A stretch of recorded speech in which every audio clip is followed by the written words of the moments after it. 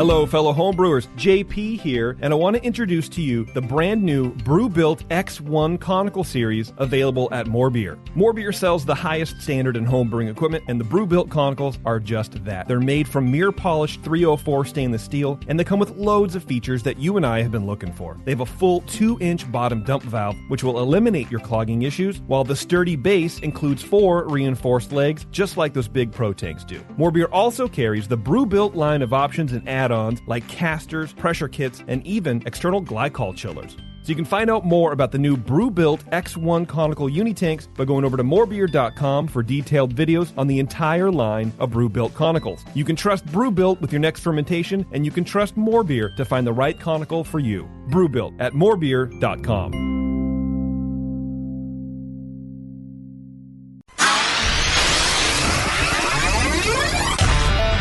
Feels like work. Shooting the shit for 2 hours, drinking beer and talking beer. What a wonderful experience.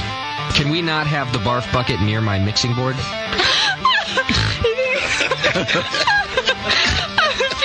I think everybody could read the book. I knew you were going to use this book as an excuse to quit doing this show. Mrs. Bub, if you want, I can mail you the Bub Timer. Yeah, Newcastle. Especially in the can. Have you ever had it in the can? No, I have not had it in the can.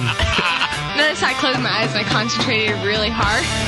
Now, live from the Brewing Network studios in Northern California, this is the radio program for home brewers, craft brewers, beer lovers, and beer geeks. It's your only source for live beer radio that brings expert brewers together with, well, expert drinkers. This is the radio program with a head on it. This is The Session.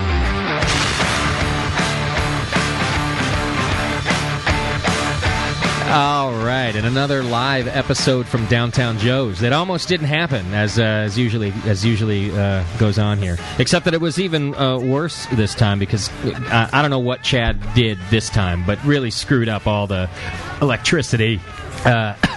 Chad saved our butts. Colin stuck us over in some we're actually broadcasting from the bottom of a nuclear reactor. I think. As I'm trying to fix all the sound in here. All of the hair on my body is standing up straight, and I'm going, I don't know what's wrong, Colin. He's like, well, how about we plug everything into this? And we have lots of circuits in this building. It's a 100-year-old building. So. Well, I'm glad that we found one that works.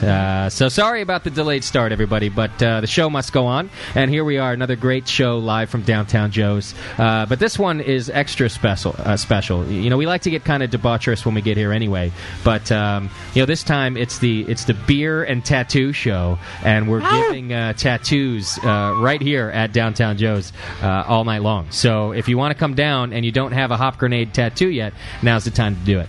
And I don't know if you knew, but hop grenade tattoos they're the new black. They're like the biggest thing in skin fashion this year. So everybody's getting them. And we've got the Rob over here is hanging out giving tattoos with us. He's from Victimized Tattoos, and I don't know, he looks a little shady to me, but most tattoo guys do. We'll have to talk to him and make sure that he knows what he's doing. He does seem to have a clean setup. He's sterilized his area. He has a massage chair, so maybe he does that on the side. And he'll be giving hop grenade tattoos all night. So we'll talk to Rob and find out what's doing over there. Did you bring like a portfolio, Rob, or somebody who could strip and show us the tattoos you've given? Anything like that? No, nothing. Okay. Well, Bevo might get a tattoo. You might just have to go on faith, Bev. How hard could it be? It's a hop grenade. I mean, come on. It's a piece of cake. I could probably do it. So Bevo, our very own Bevo, who is working the chat room today, as always, you can hit the chat now button on the website if you couldn't make it down to Downtown Joe's, and she'll send your questions to us. I do think that she's not even on the fence anymore. She is getting a hop grenade tattoo tonight, live on the air. Yeah, that's right. Now, are you going to get it as a... I'm sorry she doesn't have a microphone, folks. She's going to have to speak through me. It was part of our technical problems. But are you going to get a tramp stamp, Bevo? You will not. Now, a hop grenade would be the ultimate tramp stamp. Wouldn't it? Yeah. How hot would that be? I was thinking about getting one. I would love it. Paxton's going to get a fag tag is what he's going to do. All right, so no tramp stamp. Where are you thinking about getting this lovely tattoo? On your armpit? On your rib cage on the side. Really? Let's talk about this. So I'm okay with I think that rib cage tattoos are sexy, actually, but they have to be big to be sexy. You can't just get a little tiny tattoo on your rib cage. If you're going to go small, you got to go with the ankle or like the back of the shoulder. You can't just get a tiny little thing on your rib cage. Rob, am I right about this? It tends to, you need something that wraps around and is kind of sexy. You see what I'm saying? And the hop grenade, as much as I love it, is not very sexy. I don't know that a giant wraparound hop that, let's face it, one day will turn into a prune will look very good on your rib cage. So you may want to save the rib cage tattoo for something sexier later. Just think about it. All right. And Rob's the professional. I'm sure he can talk to you about where this will look great. On the back is your only other choice. I see. Well, but it doesn't have to be in the tramp stamp area. I mean, it could be. Yeah. Hey, there's nothing sexier than a hop grenade in the tramp stamp spot. I swear to God. And I have to say, I've not seen one yet. So I think you might be right. It could be. Sam's got to look at that thing for the rest of his life. Yeah. Sammy, here's what's going to happen now. Wherever this tattoo ends up on Bevo, for the rest of your life, you have my logo on your wife. You will never be able to look at her naked without thinking of me again. And I don't know how that's going to work out for you, buddy. Personally, I'd be thinking about the next beer I was going to have. Not Sam. Sam's been around here for a while. Damn that, Justin. I think it's great. I'm so stoked we're branding you today, Bevo. It's great. You really are dedicated. Not only do you show up every week without getting paid, you're letting us brand you for nothing. I might have to pay for the tattoo just to make it. I don't know. I think we ought to take a nice collection. Person. Well, we could probably do that. I bet you the listeners would help out anyway there in the chat room. Did we decide how much hop grenade tattoos are going to be tonight, Rob? Does it depend on the size? Did you come up with a price range? 3 sizes. The small one is $60, and the middle one is $80, and then for a larger one is $100. How big is the large one? How big of a hop grenade are we talking here?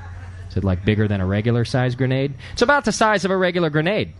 That's pretty good, man. All right, and you've got it looks actually that I just saw a stencil and it looks great. It looks just like the hop grenade.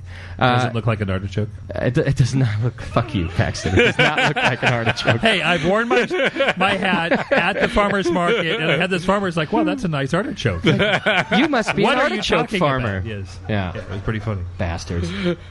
Okay, so when I'm in the aging home and the person's changing my diaper, I can say no, it's not a hop. It's an artichoke. You can say that. That's fine. When you're that old, I prefer the other one that it's mistaken for over the artichoke. But I guess you can tell. That's why we all want one. That's right. I guess you can tell your boss it's an artichoke. That's acceptable. Then I'll approve of that. And maybe after 30 years of age, it looks like an artichoke. It might then too. Colin, are you going to get a hot? You had talked to me. I don't know if I'm supposed to say this, but at the I saw you at the Great American Beer Festival this year, and you were having yourself a good time. I never have a good time. I don't know what you're talking about. There was some slurring of words, and you were discussing at one point that if I had the artwork on me, you were going to go right then and there and get a hop grenade tattoo. I will end up with a hop grenade tattoo at some point, but not here at your own brewery. Live on the radio. Not tonight. Throw it out there. Come on. I'm not saying that it won't happen. Yeah. Colin's going to have once he does a couple of his, it's 5 o'clock somewhere, whatever the hell it is you do when we have to pound a beer. You'll be. I don't know if you noticed the photo from the last time we were here. I didn't know. I had like 5 full half-pint glasses. Oh, man. So and you guys were all empty. It could happen. Keep the beers rolling. It was interesting. Because I drink beer all day long, but it's rare for me to drink beer at night. So. Yeah. Okay. Well, you really do it up when you're with us, so I appreciate that. All right, and we do have a listener here today, Stubaka from the forum. He came out all the way. In fact, he's about. It looks like he's getting started with his tattoo right now. He's wearing his BNA 4 anniversary shirt. And after the last show here, when we joked about getting a tattoo artist here, Colin, Stubaka emailed me the very next day and said, "I'm in. You just let me know when. I'm there. I'll do it." My kind of guy. Yeah. So now that Rob came through for us, he got back to me and said, "Yeah, I'll be there." So we're getting our Stubaka starting his very first. Where's you going for the shoulder right there? And are you doing the biggest one or the you going for the biggest? That's a man right there. Nice. Yeah, don't puss out with that little one. Only was the webcam on that guy? Only Bevo's allowed to do that. Nice. Yeah, we do have the webcam going. It's justin.tv/brewing network, as always. There's no audio running through it today, but you will be able to see the torture going on with the tattoos. Stubaka, is this your first tattoo? Not your first. What number is it? Number 2. What's the other one? It's a unicorn. That's great. All right, so our hop grenade's going right next to the unicorn. No, that wasn't fair at all. No, I said it's a 49ers tattoo. Well, listen, this one won't bring you any more shame than that one, will it? Yeah, it'll be fine. Maybe this one will be good luck. We'll find out. All right. I'm stoked. This is exciting to see people getting a tattoo. All right, we got a lot of people out here hanging out with us, too, and it's not just tattoos tonight. We are going to be talking a little bit of beer and food with the homebrew chef, Mr. Sean Paxton. Hello, hello. Hey, I'm glad you made it out with us again. It's a pleasure. So, last time we had Sean Paxton on the program, he brought a lot of high-alcohol beer with him. That's how I roll, man. It is how you roll. And we were also double-booked. We had 2 guests that day. We did. And so Paxton got us so liquored up that by the time we finished with our first guest, we couldn't get to Sean's topics. So, but it sure made a great show. It did make for a bad hangover, a good show. That's how I usually judge it. If I wake up Monday morning feeling real bad, I pretty much know we did a great show the night before. You know, we could have done a 6-hour show again. We could have done it, but I refuse to do that anymore.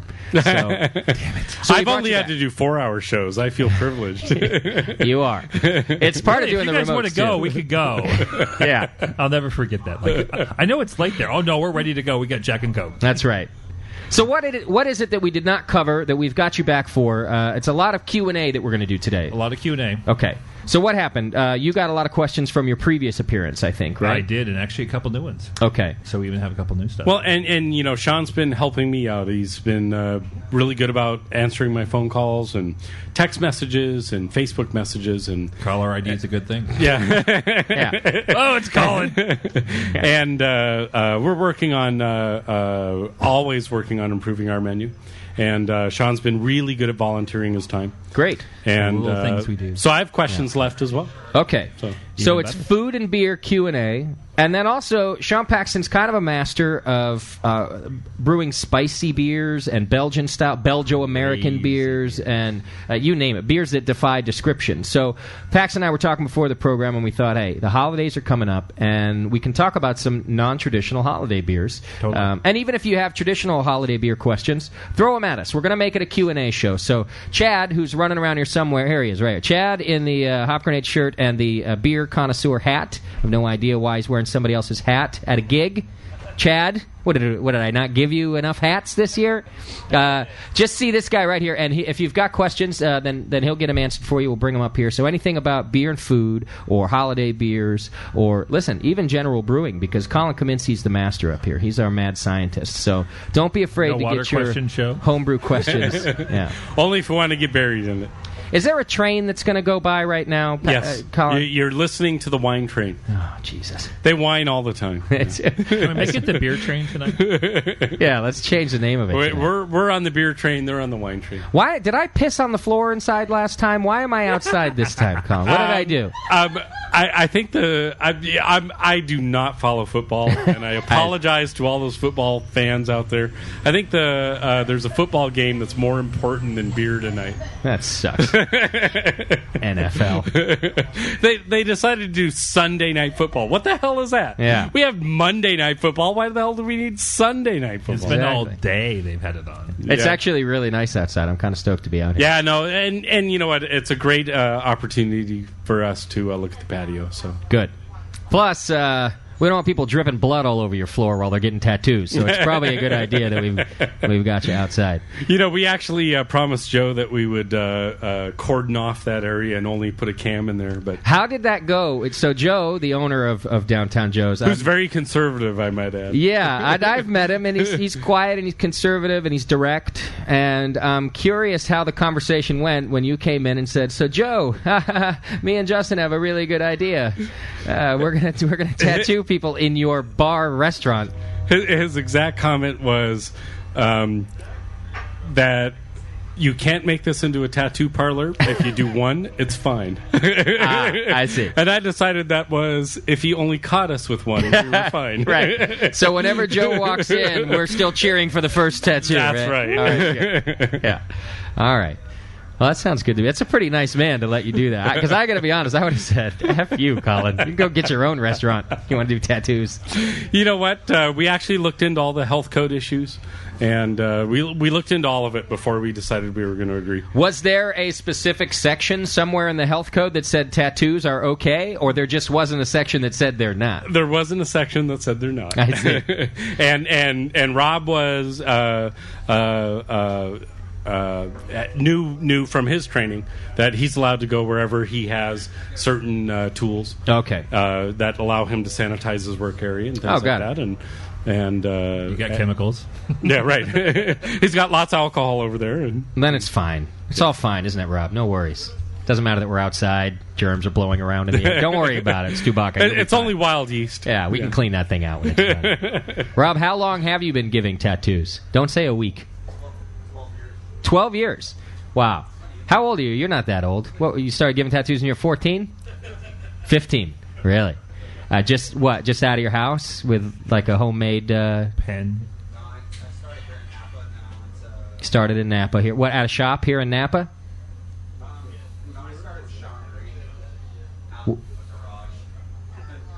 Out of a garage.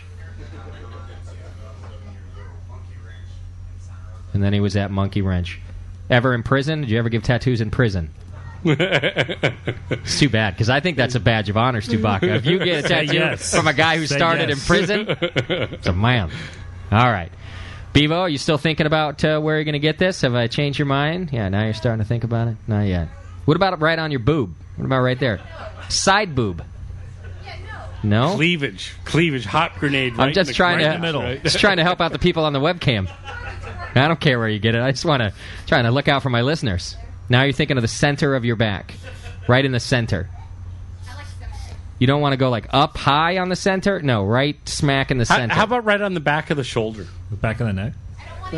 Oh, how about the back? How about like a teardrop? How about right there, like a gangsta teardrop, but it's a hop grenade. You won't do. She doesn't want that. All right, a couple of quick announcements. We'll take a break. Apparently, Sully, the great Sully. Oh, by the way, I forgot to tell you. Tonight's show, it's brought to you by Anheuser-Busch's B to the E. That's right, another I'm kidding. It's not B to the E. Apparently nobody here listened to last week's show. So last week's show was not sponsored by Extreme Monster Energy Drinks, but not all of you got the joke. And a couple of you, we'll call our slower listeners, sent me some hate mail. And about Monster? And couldn't believe that I am such a sellout and, to quote, a pussy and a bitch. To sell out to Extreme Monster Energy drinks. Okay, so let's sort out truth from fiction here. So you are a pussy and a bitch, right? But it has nothing to do with me selling out. How many? But you didn't sell out. Yeah. Well, thank you, Colin. You sound like my mother. I'm glad you're here to support me. So no, I love Justin. If you've been listening for a while, you'll know that a couple of weeks ago we did a really great show where we had Rock Art Brewery in here. I love that I can hear the tattoo gun going over there, and it's kind of making me want to get a tattoo. I have to admit. So we had Rock Art Brewery, who had they had a battle going on with Monster Energy drinks. It was a copyright issue, and they made a big stink about it, and they won. And we had them come on the show, and then we had Annette Barron come on and talk about her movie Beer Wars. which is obviously about the smaller beer companies against the big ones. And we did this really, and we had Peter Hoey from Sacramento Brewing Company come in and talk about supporting your local brewery because breweries are closing. So we did this, sort of serious. What I felt, I was really proud of the show. I thought we got out a good message. Our guests were fabulous. And listen, I can't be serious for that long, so I thought, what better way to screw up a good show than to come back the following week and convince everybody that we're now sponsored by Monster Energy drinks. But, well, I certainly communicated with Monster, and I communicated with Tri-Eagle, who distributes Monster in my area. You told them to suck it, right? Yeah, well, I told them that I was very disappointed in their choices. Yeah, that's the same thing. Yeah. I told them that I was going to make purchasing decisions based on their choices. Did you get a response? I did. I got responses from Matt. I got responses from Tri-Eagle. Wow. I got responses from what's the microbrewery? From Rock Art. From Rock Art. Yeah. Okay. I got responses all the way around. Okay. And they all told me the exact same thing, which was Rock Art filed for a specific legal agreement that was going to be in conflict with Monster. They were trying to protect themselves.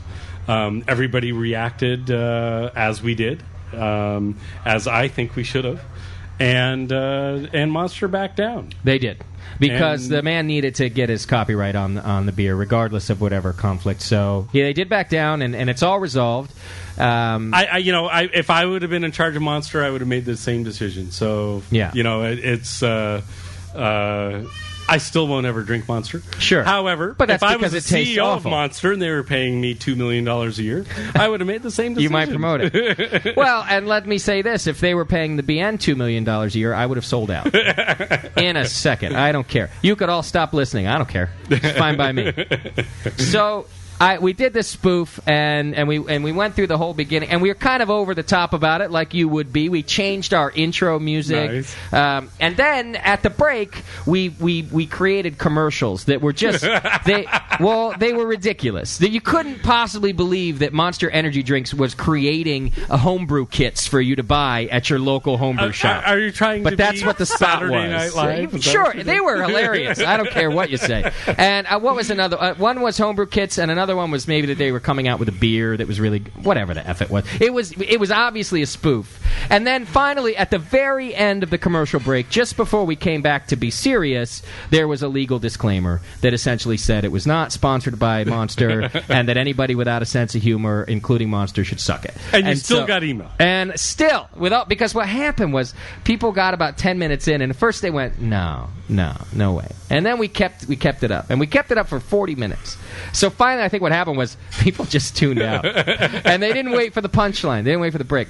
I have postings on my webpage. I have postings on our Facebook where people were just calling me names. They couldn't believe it. And all I could think was, no faith. We must be so douchey on this program that people think they really think that it'd be that easy for us to turn into real douches. So I just thought you have no faith in us whatsoever. And I reevaluated my douchiness for about 8 seconds, and then I realized just 8? Yeah, and then I was like, that was funny, and I don't care. So yeah, just a few people. I changed my Facebook profile with an anti-Monster symbol. Yeah. I saw that. Well, the people who were posted the emails I got actually had Rock Art Brewery avatars, so it was like close to home. That I mean, they were ready to fly off the handle at somebody, and that somebody was Give me. me a chance. Come on. Man, they were. Some guy wrote on our page. I'm from Kansas, and we have a lot of homebrewers around, and I will never tell anybody about your program again. I won't promote you. All I could think was, I think the exact same thing that you do, man. That was what the spoof was about. But what are you going to do? If I didn't piss anybody off, it wouldn't have been worth it. That's kind of our motto around here. All right. All that being said, apparently Sean O'Sullivan, Sully O'Sullivan from the 21st Amendment, one of our real wonderful sponsors, a man who's helped keep this show in business for years now. I guess he has a great, big, giant announcement. Huge. I tried to get some info out of him, like he tried to get info out of me last week. I wanted to know if he was going to come out with a line of energy drinks. He wouldn't answer. He said I had to wait and find out.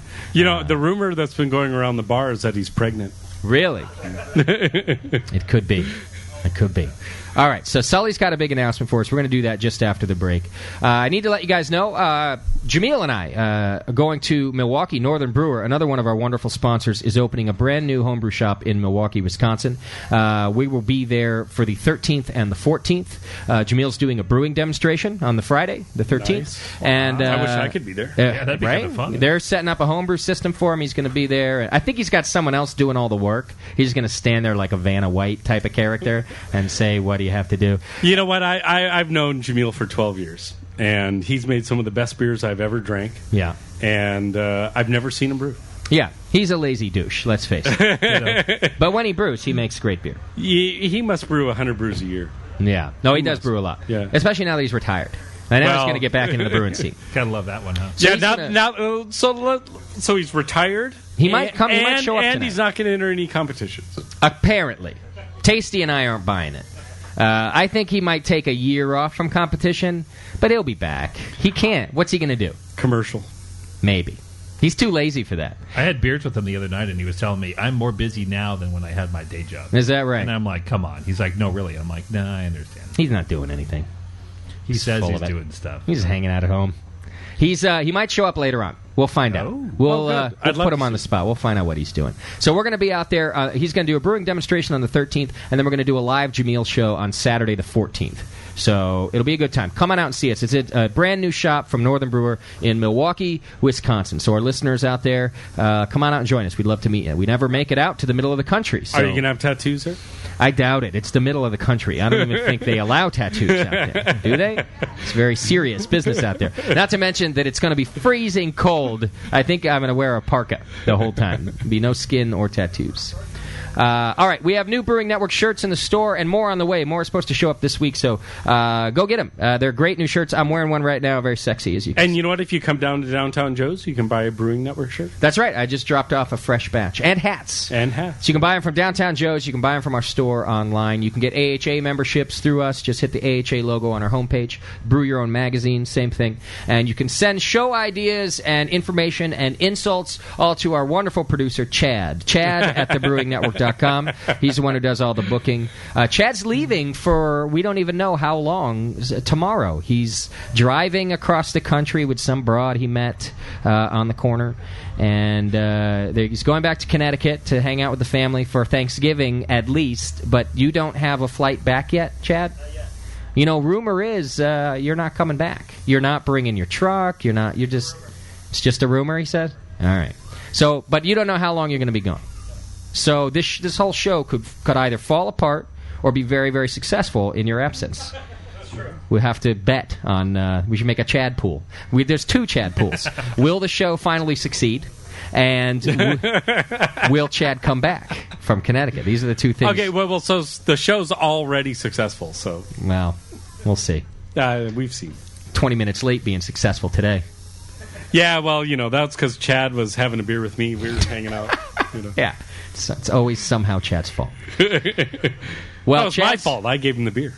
Chad is leaving for a month, but at least a month or something like that. We don't know how long. But the show will go on. He's going to book us a guest for next week, and you can still send him show ideas. We're off Thanksgiving weekend like normal human beings, and we're going to go do something with ourselves other than beer radio.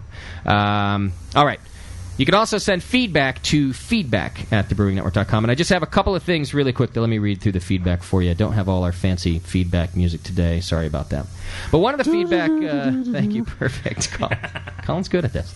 Colin used to be in radio. I don't know if you knew that. No, I was never in radio, but I was married to somebody who was, or still is. How come you haven't hooked me up with this lady to get me back on the fast track? Because I actually really like you. I see. Wow. Gotcha. Thank you, Colin. I appreciate that. That says a lot. All right, so I don't know if you tuned in at all last week, Sean Paxton, but one of our East Coast listeners, Sheen, had sent in a beer that he brewed, and it was based on your Saucer Full of Secrets. It was almost identical to your Saucer Full of Secrets. Awesome. And we tasted the beer on the air, and he had put Belgian candy sugar in there, and Dark Candy Inc. is another wonderful sponsor of ours. Great stuff. Brian Mercer is just a great guy. Right, and so we had given Sheen some Belgian candy sugar, and he had put it in the beer. So we were evaluating it for for dark candy. He wanted to. We give away this candy sugar every week, and all that Dark Candy asks is that they get feedback on their product. They really want to know how it works in a homebrew setting. So Sheen sent in his beer, and then he wrote me a note. He said he was blown away by the amount of time and attention we gave tasting and evaluating the beer. I can't tell you how valuable that feedback was to me to hear both Doc and Mufasa say it was great beer and ask that they asked to have more gave me a chubby, he says. So, yeah. But he does have a couple of follow-up comments. He says, everyone mentioned that I used an excessive amount of sugar, but Paxton's recipe called for a total of 30% sugars. You betcha. He says I actually modified his recipe to contain a total of 22% sugars. Now, JP made a comment about Paxton probably having a higher efficiency than me, and he says that comment was right on. Paxton was calculating an 80% efficiency, while mine is 71%. Wow. So I upped the amount of base grains in my recipe to account for this. Our original gravities, though, were still pretty close. Paxton's being 1094, and Sheen's 1092. Close. So he says, close. Even though I mashed at 154 degrees, is that what you do as well, Paxton? 154 and then 158. Okay. But actually I do a 120 or 95 dough in, 122, 135, 144, 148, then up to 165. You do all the rest. I do. Okay. It helps to really dry the beer out and actually get everything out of the grain. Okay. Well, he says, even though I mashed at 154, I still got my final gravity down to 1016. Perfect. After fermenting at a steady 68 degrees for 2 weeks. And he thinks that you stepped up your temps to 80 degrees or so and finished at 1022. Does that sound right? 74, I think, is about as high as I got on that one. Okay. But when we did it at Firestone Walker, we got up to 78. I know, actually, it was 82. Okay. And what kind of FGs? On that one, I have to double check. I don't have that on top of my head. He was thinking 1022 based on what he saw from your website. It was it was around there okay. for my home brew, but for the commercial beer, it was different.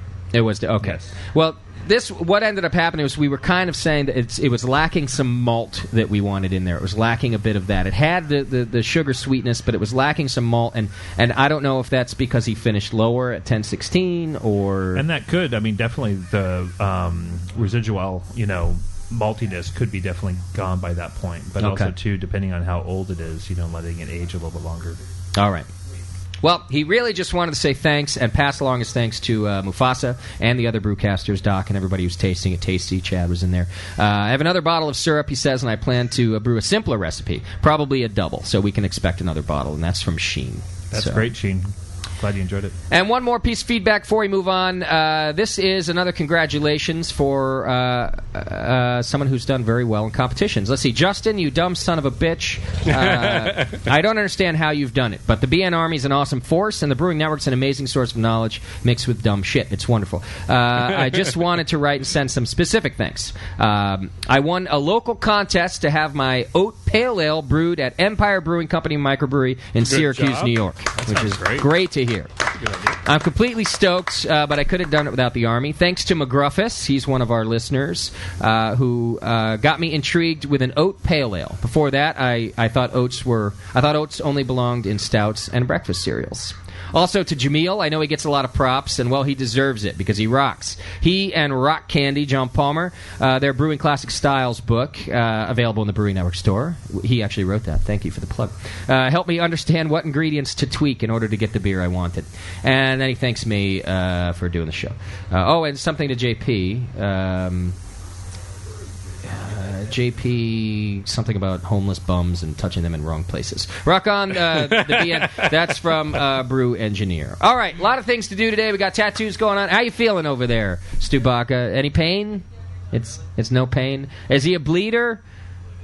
Not a bleeder either. All right. What part are we on here? Are you still doing the outline, or have we gotten to some color?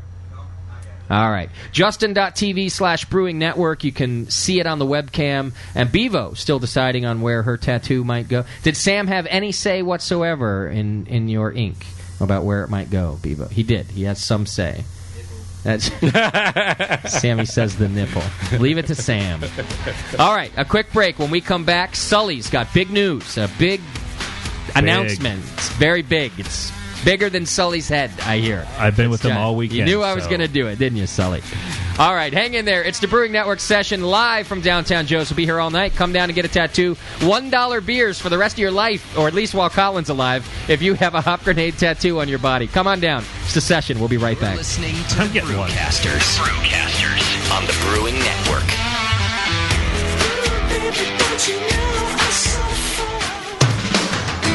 Downtown Joe's, located in the historic Oberon building in beautiful downtown Napa, California, offers an award-winning brew pub experience from 8:30 a.m. to 1 a.m. every day. For 15 years at the corner of 2nd and Main, Downtown Joe's has been voted Best Night Spot 7 times and Best Brew Pub for the last 4 years in a row. Brewmaster Colin Kaminsky's handcrafted ales, like his Tail Wagon Amber Ale and Double Secret Probation IPA, are the perfect accent to riverside dining, live music, and a relaxing outdoor patio. Don't miss the Beer of the Month, special rotating taps, and the BN Army Member Special. Wear your BN gear, get 10% off your beer. Visit downtownjoes.com to make reservations, peruse their extensive calendar of events, or just read more about their fantastic beers. Come enjoy the fine beer, food, and music. Downtown Joe's, the award-winning brew pub where you'll feel at home. Hey, what are you doing, man? Writing a review of WLP 400. What? You're reviewing yeast? Yeah. White Labs has home brewer reviews of all their strains. Are you new to these interwebs? Check it out. That's awesome. White Labs, your source for great yeast, invites all brewers to visit whitelabs.com to read and write your own reviews of all their yeast strains. Get real-world tips and tricks from other brewers who have made the most of their vials and post your own experiences.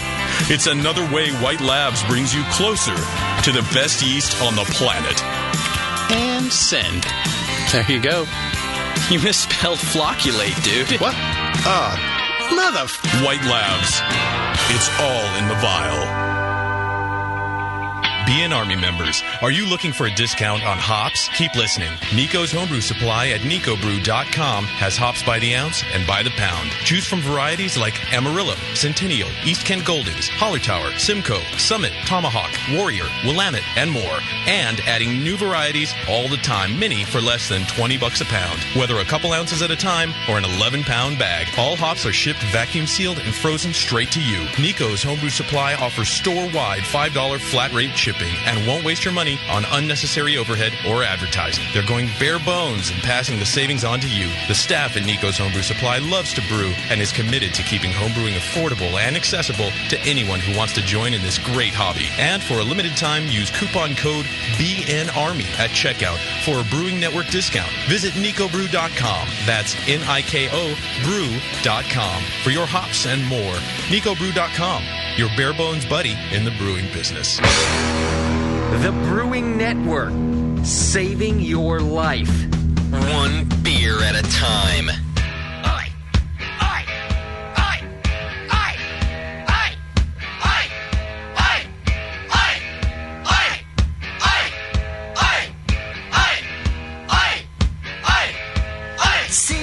All right, welcome back to the program, everybody. Live from downtown Joe's, once again, will be our last visit here for the year, so you still got time to come out if you're in the area. And we did have a lot of BNers show up, as always, so it's I'm happy to see you guys out here. There's not enough of you getting inked, as far as I'm concerned. Is there anybody else out there going to get a tattoo? I'm not sure that Rachel actually meant she's going to get a tattoo. I think she just meant, woo! Yeah. All right. Well, we'll see what we can do. I think Sam should get a tattoo. Maybe wouldn't it be cute if you and Bevo had matching tattoos? You could have one on your sack, for example, and Bevo, I think, has decided where she's going to get hers. She's still. She said she's leaning towards the hip part of her ass, right there on the kind of right at the belt line or above the belt line, a little below. The hip ass. I see. She's going for the fat area so that it hurts less, she said. All right. So if obvious thong ever comes out of your pants, it'll be just below obvious thong. Good. Good. Nice. All right, Sean Sully O'Sullivan is joining the program right now. I find it interesting that somehow either Sully moved to Napa and didn't tell me, or stalks us every time we come. Every time we're at Downtown Joe's, Sully, you show up. That's because we won't do the show at my place anymore. I mean, I don't know what happened. That's the only way I can, be on your show at another place. That's true. We haven't been back to the 2-1-8 since since the BN2 our second first anniversary. First anniversary, right? Yeah. And I thought I did something wrong. I don't know if things went good or bad there or something like that. So, are you taking notes about? Apparently, if you abuse me and throw me outside in the corner, I come back. Screw the power up, have things go wrong. Hire a tattoo guy, and then you'll come back. But Colin is very good about keeping us our glasses full, and so that helps. That. Yes, we do have to come back to the 2-1-8. Yeah, you should definitely come back and do a show sometime. We had talked about it a while ago. It just didn't happen officially, but I would love to, Sully, especially since I feel like I owe it to you now that you've been out here all 7 times we have. It's kind of funny, actually. Yeah.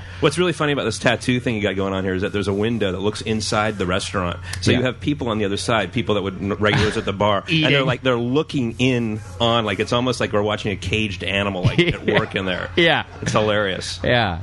How's it going over there, by the way, Stu Baca? Are you feeling any pain? It's starting to itch a little bit. When I went over at the break to check it out. He's still on the black outline part of the hop grenade. Just went to, that's what I was going to say. That's why it hurts. I was fine too with the whole outline situation. The tattoo guy kept asking me, "Are you all right?" I'm going, "Hey, I'm fine. It's a piece of cake." The second he brought out the 3 needles together to do the color bit, I cried like a girl, like a little sissy. And I was like, "Oh yeah, that's hurt." And then all of his sympathy was gone because I kept saying, "It's fine, no big deal." And I was like, "Oh, yeah, that hurts." And he's like, "You'll be fine. We're almost done." Shut up. Yeah, you're feeling it now. Shut up, get out your checkbook. Green. Bright green. You need a beer. Are you not, Rob, is he not allowed to drink beer while you're tattooing? Is that the deal? I do see on your card here that it says, let's see, no clean and safe environment, no drugs, no alcohol, 18 and over only. That's just on the card, though, right? You don't mean all that. I was asking my tattoo guy about what about those tattoo shops in Vegas? I was wondering if it's a law that you're not allowed to have drunk people, or if it's just a choice. And as Rob's confirming right now, shaking his head, it's a choice because it's a big mess, I think, if you're on alcohol. And the guy, my tattoo guy, mostly said, you just don't want to deal with drunk idiots. What? Yeah. What you don't want to deal with is someone waking up and realizing they have a tattoo. He says you don't want to deal with someone waking up and realizing that. I had to deal with that anyway, and I was sober. But yeah, I get your point. So this guy said, I said, wouldn't you make a lot of money if you were tattooing in Vegas? Because people just coming in all night long. And he said, you couldn't pay me enough money to do that, to deal with those people coming in drunk and upset in the morning. They come back in, what'd you do to me? I did exactly what you asked me to do to you, you retard. All right, so check out Victimized Tattoos, Victimized Tattoo, right? Oh, no, I got it right. Victimized Tattoos, which is where the Rob is from. And you can go to myspace.com/victimized tattoos and see his work. If you listeners at home are wondering about our poor and innocent Bevo with her uninked skin about to be marked up by the Rob here tonight, good Lord, then you can check him out on MySpace and see if you approve of his work. Will Sully get one? No. What about now? Nico got the brew free or die. Yeah. Will you get the watermelon wheat on big yours? Watermelon tattoo on my back. Yeah, that'd be great. Well, you don't have to do the pink color; it's already there. It's true. It's a good point. Yeah, just color it in a little bit. It's with green. cheaper. He'll just put the black and green seeds on, and you might save. Absolutely no way. In fact, Bevo, if you want me to play your father right now, we'll have a little talk outside. You shouldn't do it either. Let's get Sully drunk. Come on. Bevo did say she called her mother on the way here and asked for permission, which I think is very ladylike of you. Mom, can I please get a tramp stamp? All right. Very nice. I have strong feelings about that, which I'll keep to myself because I'll tell you, it's a religious thing, is what it is, Justin. Right. Yeah, I will tell you, Sully, it would be hardcore if you got a giant tattoo of the watermelon on your back. I'm looking at pictures here. I did. Oh, are you already posting them? All right. Friend Colin Kaminsky on Facebook, and you'll be able to see pictures of Stubaka getting his tattoo. I took a couple, too. I'll try to get them posted for you guys. You know what they really want is a picture of Bevo with her belt halfway down getting her tattoo. Perverts. The window will get crowded. Yeah. All right, Sully, have I built up your announcement enough? Yeah, I feel like I might disappoint here.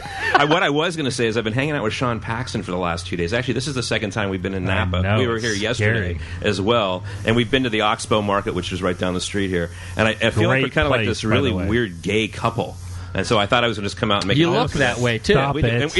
We went shopping together at Fatted Calf, which is this great meat place. And Dean and DeLuca. And I was saying, oh, he likes that. I mean, I was saying these things, and I was like, good God, what's going on? Yeah, that's And we disgusting. were almost sober at that point. Yeah. Wow. No, Paxton doesn't like it that way. No, he prefers it fattier. Yeah, he likes the charcuterie with the more fat in it. And stinky cheese. Make sure it's real stinky. Good thing I like the aged balsamic. Why the age joke? Why the age joke? What are you doing to me right now, huh? Paxton is a youngster. You were so not getting it tonight. Absolutely not. Damn it, you ruined it. He's a power bottom. Paxton's wife is here, you know. She's okay with it. She's distracted with the child. She's not listening. She's busy with the baby. What happens in the meat store stays in the meat store. Especially in the Fatted Calf. I did see that sign on the window. Yeah.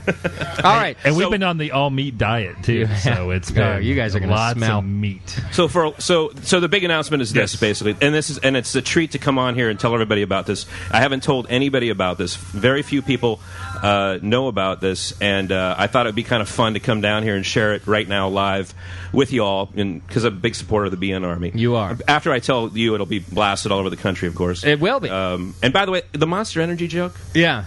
I didn't get it. I know you didn't get it. Shat told me that you came up to him like, so what? Am I not a sponsor anymore, or what? I don't get it. Well, the funny thing is because you didn't wait for the punchline. No, first of all, yeah, but I was in bed. No, the thing about it is that I was happy for you, actually. I could kind of tell that guy, because I was like, God damn, yeah. $70 million? Why not? It'd be great. Who cares? Well, and here's what I didn't know about you too, Sully. You're generally really good with me doing bits, and I can always count on you just to play along. So when you called in, I thought to myself, either Sully is being really good at this bit, or he's genuinely happy for me selling out like a douche. Yeah, I didn't hear any of the preamble of the show. I didn't hear any of the songs. I didn't hear any of the spots or anything like that. See, that was the joke. I didn't. So I was just playing along with you, like, because we've talked about the business of the BN. Yeah. And so I was excited for you, and then I found out it was a joke, and I was like, that sucks. Yeah. Well, you were the only one who thought that. So it's just me and Nico's Hops and Downtown Joe's and B3, right. And we're sitting all around the table playing poker again. You're all still together with me, Sully. Sorry, buddy.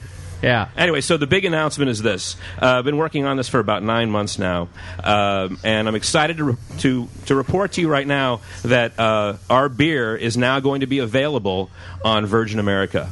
Right on! So, yeah. I knew it. Yeah, I knew it was going to be Virgin. Fly Virgin. So you're going to be able to drink a 7% alcohol IPA in a can on Virgin. So that's the big news. So Yes. Yeah, very it looks excited like about it. looks like you're flying Virgin home from Connecticut. And get up to JFK there and fly home Virgin. Awesome airline. And the irony of the whole thing, there's a great backstory to all this, is the whole thing started on Twitter. Really? That's the whole thing came together. The whole deal came together like this. I was flying, and as you know, I Twitter a lot. I talk to you about the hamburger I'm eating, you do, whatever's going on in my life. Yeah.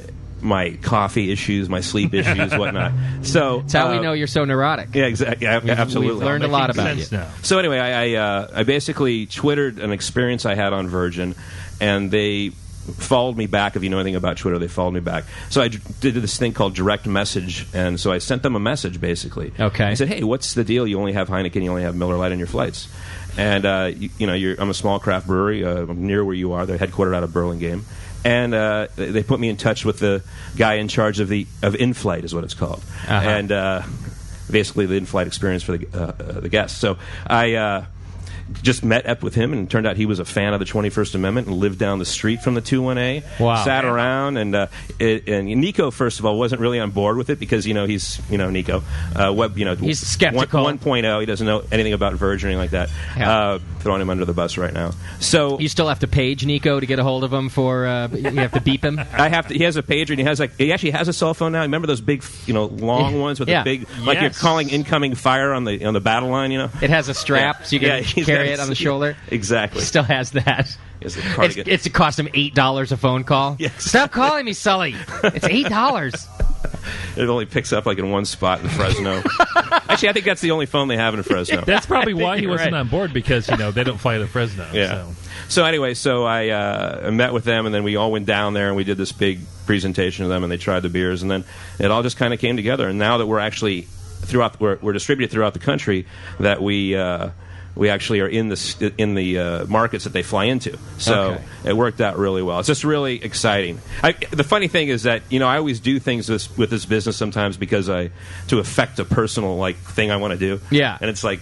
But it works out for you. Thank God you do, though. So I thought it'd be cool to do a photo shoot. And we're going to do this. We're going to have a photo shoot with us on the ground with the planes and the big tail in the background, that whole thing. Nice. And but my goal, the way I wanted to do it, I said I think it'd be really cool to walk around these planes while they're on the ground and check them out because I'm kind of a dork about traveling. Yeah. And so I said, how can I do that? Oh, I'll get my beer on the plane and then we'll do the photo shoot. So I had this whole convoluted idea in my head. And then you'll just keep wandering. This is what goes on and at 4 o'clock in the morning when I wake up. You're going to get arrested. Yeah. And so we're going to do that as well. It's going to be great. You're going to be crawling around on the landing gear, and the Sir, headline get off will. that. Yeah, your photo shoot will never make the light of day, but your mugshot will if you go crawling around that airport. Gotta be careful. So both beers, both the watermelon wheat. Just the IPA. Okay, great. See, I don't know if anybody knows anything about Virgin, but they're kind of this new lifestyle airline in a lot of ways, and they create a great guest experience. I mean, they have absinthe on the plane. They've got this great system called Red, where you get to basically look at watch movies, order movies, watch live TV. Yeah, order your food right there. Order your food right there. The food's delicious. It's just a great experience. I've never flown. And now Virgin. they actually have a good beer on, because I've been flying a lot, Sully, just like you have. And when there's no good beer on board, it sucks, and I'm just so stoked. How much beer does this equal? I mean, how many flights are we talking here? Is this now half of your production is going to go to these? They're not selling that much beer. They probably, I think. Well, I don't have the figures right now in front of me, but it's not a whole lot of beer. It's more of the presence, I think, in a lot of ways. I mean, we're excited to be there, but it's neat to be sort of partnered with this group, because they are really kind of an upward trajectory with a type of people that they draw. I mean, it's not like an old legacy airline where you've got the big dinosaur airlines that are out there that will remain nameless. Right. But it's it's sort of a new style of airline where they really pay attention to the guest experience. Did you get to meet? Wow, with I just that, drank the Kool-Aid there, didn't I? Yeah, I think you did. Did they send you the fact sheet that you just memorized? It's tattooed. It's tattooed on my eyelids. No, it's right here on my iPhone. I just said just pay attention to the guest. Did you get to meet the kooky owner guy? Who's that nutcase? Yeah. Did you get to meet him? No, I did not get to meet Sir Richard Branson. That's right. He's a sir. I forgot. Yes. That's too bad. He would like you. I think you and Sir Richard would get along. You're both a bit kooky. I think he might be a little more neurotic than you too. Well, he probably is. Yeah. But, you don't make it that big without being super neurotic. You have to be super neurotic to be super rich. Yeah. No. Well, this is exciting. Now, I was giving you shit. I think was it last time you were on the show or off air? I think it was even. Why can't I get your beer? I had just traveled. I had to drink a Heineken, and I was unhappy about it. I think you talked about it on the air, actually. Was it on? Yeah. And you wouldn't talk about it. You were like, no. I don't know. I don't know what you're talking about. It was getting to a really weird area because the deal was just kind of coming together. Got it. And I was actually going to call you up and say, if anything got said, I was going to say, can you please cut that out of the archive? So, did we just scoop the whole story here on the BN? That's kind of what's fun about being here right now is the fact that, nobody knows about this. Wow. But you guys here. The whole world now knows, thanks to Sully and the Brewing Network. Love the BN. All right. Well, don't forget to go to 21st Amendment at 563 2nd Street. That's right. And we are doing. Have you played my plug yet? It's coming up at the next break. Okay. Yeah. All right. Would you like the techno version? This for your new big absolutely upscale. All right. I'll switch out and make sure we put in the techno version for you tonight. It's everybody's favorite. We'll do the whole thing. You have like 3 techno versions with us. You have the Watermelon Funk song that we've done for you. I haven't heard that in a long time. Yeah, I don't know if I have it with me. I'll check. And then we have just a techno version of your commercial with you and Nico talking back and forth. Yeah. And then your regular commercials. We think we need a new one too because we are in more markets now. So I think you do. Yeah. Come back in the studio. You just have a drop and they're like, and now the Northeast. Yeah, and now 30,000 feet above the earth. Exactly. Yeah, change it up. Mile High Beer Club. Oh. Gonna write that one down right now. Listen, I think you should do a twit pick contest of your beers 30,000 feet in the air. Yeah. There we go. And you know what I'm saying. The hot stewardesses, best twit pick 30,000 feet wins. A can of beer. Yeah, a can. Yeah, let's face it. Autograph. Sully's still as cheap as I am. Don't get crazy on me. All right, I'll send a 6-pack if we can spare it. We have an old one around around somewhere from our first canning line, I think. Yeah. Is that what you have? Yeah. Where is your first canning line? I was with Sully when he packaged his first beer in cans. I was there, standing in the room, literally. Were you there? Yeah. Wow. Okay. I was there. I met the guy, the Canadian, the Canuck, who brought it down. Where, do you still have that, or did you sell it to another? We sold it. You did? Yeah, I think we sold it to a brewery in Nebraska, Good. I think. So, all right. Good. Yeah, get rid of that thing. I mean, well, your brewery's small enough as it is. Then you put in this canning line, and we were all standing on our heads to get. Yeah, it was like, hey, is this thing working? I don't know. I can't see your elbows in the way. yeah. I actually think I still have one of those first beers unopened on my shelf somewhere. I saved it. Well, I'm nostalgic like that, Sully. Yeah. I keep this stuff. You're a hoarder. Yeah, I have an untopped can that I keep all my pens in. I have the same thing, actually. Yeah, that's a good idea. Keep my condoms and pens in there. Spent condoms. Yeah, that's right. Sorry, JP's not here. I had to say that joke. Uh-oh. All right, you can still hear the buzzing in the background. Fabulous announcement from Sully. Really glad to hear that. I've been waiting for good beer on an airplane for my whole life. I've been flying since I was 3, and I still haven't gotten a good beer on an airline. So there I was, 3 years old. What do you got? What do you got? They had Schlitz back then. That's supposedly good now. Yeah, it wasn't good enough. All right, we got Sean Paxton here with us also, and Sean's going to talk to us about food and beer, and it's really an open forum. So listeners at home, if you're in the chat room with Bevo, you can send your questions that way. Just hit the chat now button like you always do, and you can get your questions over to there. We'll make sure we get them asked. Anything about food and beer, holiday beers. I did have some questions come through already for Paxton, so we'll get those. I think Paxton just hand signaled me that he's going to feed you later, Sully. God, I hope so. He's going to feed you baby food later. Well, I think what he's getting at here, you could just say it, Sean. It's too easy. It's like set up the joke. It's all for you. Yeah. I think that they're going to play Airplane with the Spoon later on tonight, was what that hand signal meant. What do you have? What's going on? Well, we're doing a Belgian Beer Month, Belgian Beer Project this month at the 21st Amendment and at Magnolia Pub and Brewery. And why is Rochelle standing over you? I have no idea what's going on. Somebody is Chad, security, please. She's stealing your beer. She's coming to steal the can of IPA. If she'll go away, I'll give it to her. Yeah, security. Yeah. Just take it. Go. All right, there we go. Woo. Carry on. I love the fact that your producer, security guy, he just sits there like a lump. Sully's going to get killed right now. She could have stabbed Sully right here in front of everybody. You didn't do a thing. You have that on your conscience, Chad, when you drive all the way back to nowhere, wherever you're going. Doing the show again. Yeah. Out of the studio. Are you doing a dinner? So we're doing a dinner with Sean Paxton November 16th. He's going to come in, and it's a Monk's Blood release dinner. We got a new canned beer coming. I don't want this to turn into a 2-1-A commercial, but heck, why not? Hey, you're paying for it. I don't care. Exactly. So we're releasing the Monk's Blood in a 4-pack. This is a dark, strong beer that we originally brewed with Sean way back in February, and then we brewed it in Belgium, and we brought it back here and for Strong Beer Month. And then, so we're doing this, and we're putting a 4-pack in a can, 4 12-ounce cans. Thank you. Cans. You said it too often. I know. I can't believe I'm screwing this up. Said this whole story. Well, you practiced. I'm hungover. Okay, leave me alone. You practiced Virgin's card. What? For too long. All you got was Virgin's message. I should put this on. I don't even know why I'm not wearing these things. You can't hear anything we're saying. Yeah, there we go. I didn't even realize that the whole time. You're not listening to a word I've said. Well, I can. You're right there. You're 4 feet away from me. Now I know what it's like to be one of my guests. I don't listen to anything. What did he say?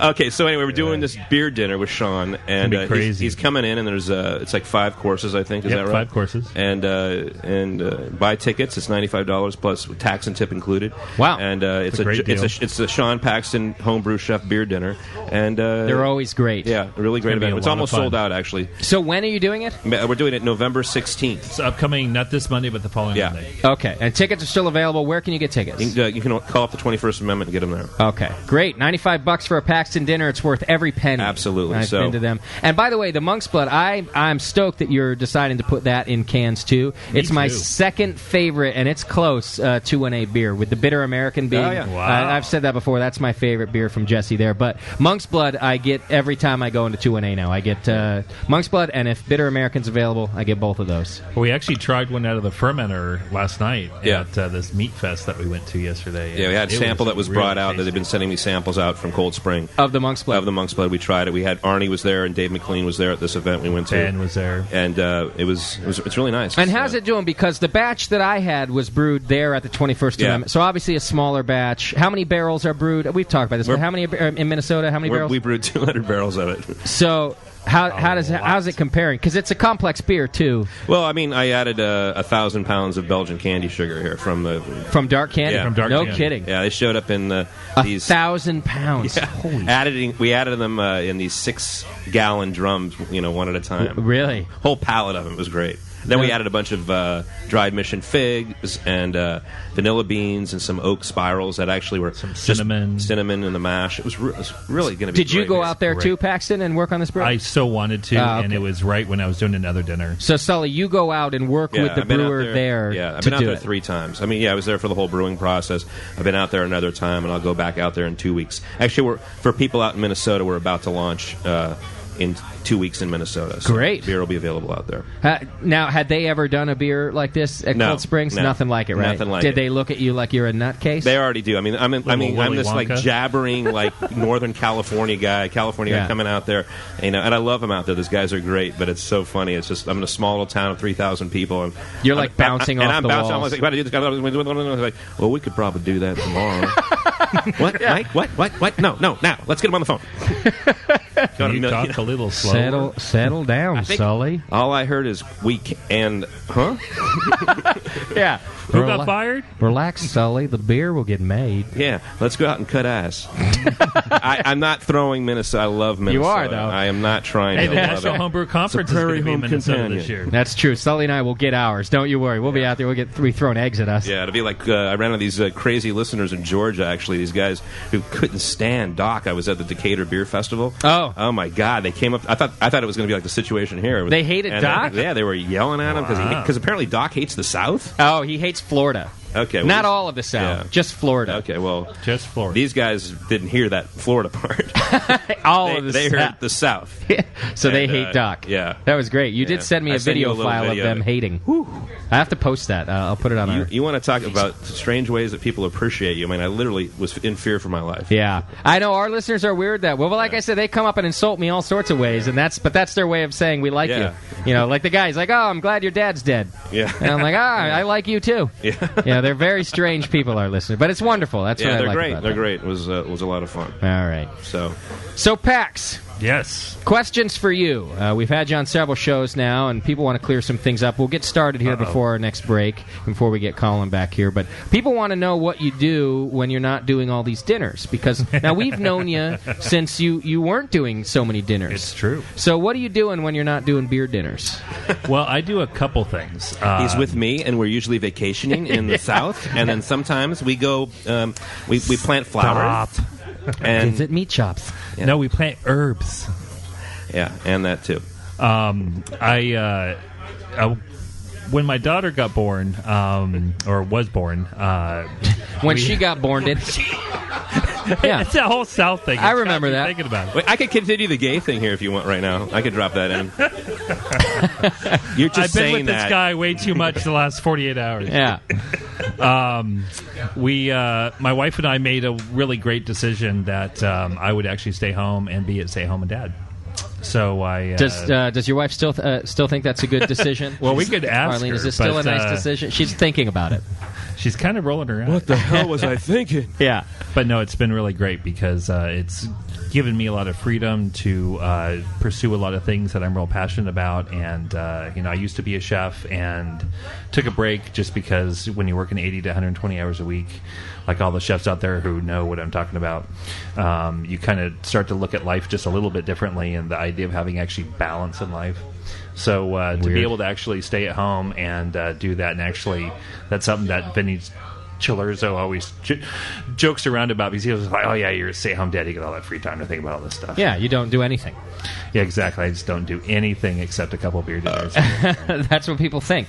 12 courses. You can do that in a night. Come on, easy. Yeah. So that's kind of what I do. And now actually homebrew chef is actually becoming kind of almost a full-time gig. So between all the writing and then the photography and then obviously the beer dinners and so it's not like crazy you're out brewing things like with Sully and. But you're not out pro brewing. I mean, I think some people, because you've had so many collaborations with folks, I think people think now that you're a pro brewer too. But you're not out getting paid to brew all over the place in your off time. Not quite, but I am doing a lot of brewing projects. Actually, there's a brand new one, a homebrew kit you'll actually be able to get from B3. That's going to be really exciting. So, really? What's that beer going to be? It's kind of an experimental, Belgian experimental, and what's going to be real fun with it is that you'll actually be able to ferment it and brew it 6 different ways. Okay. And so it'll actually be the same beer? The same beer. So you can actually do a sour It's a mash magic with it. beer. It is. It's a magic beer. Yeah. The idea is that you can actually do a sour mash on it and Okay. do more of a Flanders kind of reddish style to it, but then it has like a dark, strong kind of underlay to it. So you can actually do it with or without. You can add lacto to it. You can do a couple different things. You can do it as an extract. You never do anything one way. It's all, I mean, I've been to your house for dinner before, of course, and it's like you do like salt 6 ways. You do like polenta 8 ways. Nothing ever just comes out like here's a bowl of polenta and here's your salt. It's always like you're doing a homebrew. It's South thing again. Grits. It's grits, man. It's supplement. It's grits. Yeah, grits 6 ways. 6 ways. I had grits. I had polenta. I made my stock 6 ways and I put it in my grits. You just can't get. I agree with Sully. Sully and I had a nice dinner at Paxton's, and we Yeah, thought that's right, maybe you were there. But it wasn't work. We were hanging out, No, so we thought just maybe sat around. we thought maybe Pax would relax too. No, That was relaxing. here's In a salt, sick, 14 twisted way. different ways. Who the hell? Just give me some salt, Paxton.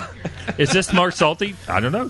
You tell me. Yeah. Crazy stuff. Yeah. So it's actually going to be a really neat kit because you can actually do a lot of things to it. So depending on what your tastes are, and one of the things that I noticed about the kit lineup at B3 was that they didn't really have a sour, and I can understand that a lot of people might not want to get separate hoses and tanks and gaskets and who knows what else that they might want to have different, like other brewers that we know. Yeah. And so therefore, since everything's actually in the kettle and then you actually boil it, it'll actually be sanitized all the way through, so you don't actually have to worry about switching anything out, and you can actually do the same equipment. You don't have to switch anything out, and you can actually still have a sour beer. It's really a great idea. It's the different beers are all in the methods and the ingredients. It's all technique. Yeah, I love that. And it's just, it's the same kit, and then with that there'll actually be an add-on for an elixir.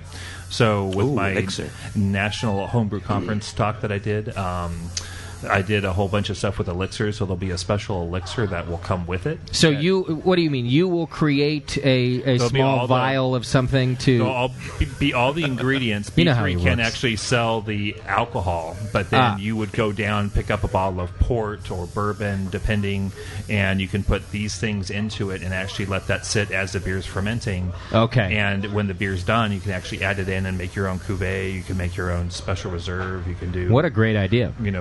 Your grand whatever thing. You never have to get another homebrew kit. You just use this one. That's right. Well, that was kind of the idea. And actually, 37 You different just want beers. to monopolize on the homebrew kit. I have a Well, homebrew I did kit. a lot Nobody's of ever going to buy research. it. I was bored one day with all my free time and thought true. I would think about this for a while. So actually what's going to be really neat with it is that this actually might become a whole series. So there's a whole bunch of other ideas that I think would be great outside of your book. So Yes. Is your book... You got a book coming out? Is it going to be called Did I 6 leak Ways? that? I'm sorry. I don't know what Paxton's I don't talking know what about. I either. There's no book. So We can't even read here at the Brewing Network. it's a newspaper. Only one announcement per show. Yeah, I please. think that's what we signed up for. This is the Ink tattoo is show. Don't alive. take Rob's It's all ink. glory away. So it's Go going to ahead. be a real neat thing because I think anybody who wants to brew something different or likes to brew a certain way and wants to challenge themselves a little bit, it'll be a real neat kit for them to buy. And When's it I'm really available? excited. Do we know yet? We're actually tomorrow. I'm actually picking up the first kit, and then I know Jesse over there at B3 is going to do a test batch as well. Good. And then He's we're the gonna only one who does anything over there. That guy works his I'm ass starting off. to think that way. Well, I mean, everybody from the upstairs down. He's the only one who does anything. So good. Work with him. And then actually what will be kind of neat too, which is actually very different than all the other kits too, is actually there'll be recipes using that beer that you brewed in the recipes. Okay. So, Like the you're talking homebrew about, chef. Are you talking about like food recipes? Yes. Meals and things. So actually be It's able like to everything cook in one. that beer. Wow. So let me get this straight. You never have to buy another brew kit, like Sully says. It's every meal that you need for the rest of your life, and all in one kit. And it will it will solve our hunger problem here. World peace, global warming, the whole bit. You know how you're supposed to have like an emergency kit in your home? You know, This is it. Just add water. That's it, man. Just buy a call it Paxton emergency. kit. That one was free. Is your is your face going to be on the packaging? Is it going to be all branded Paxi like?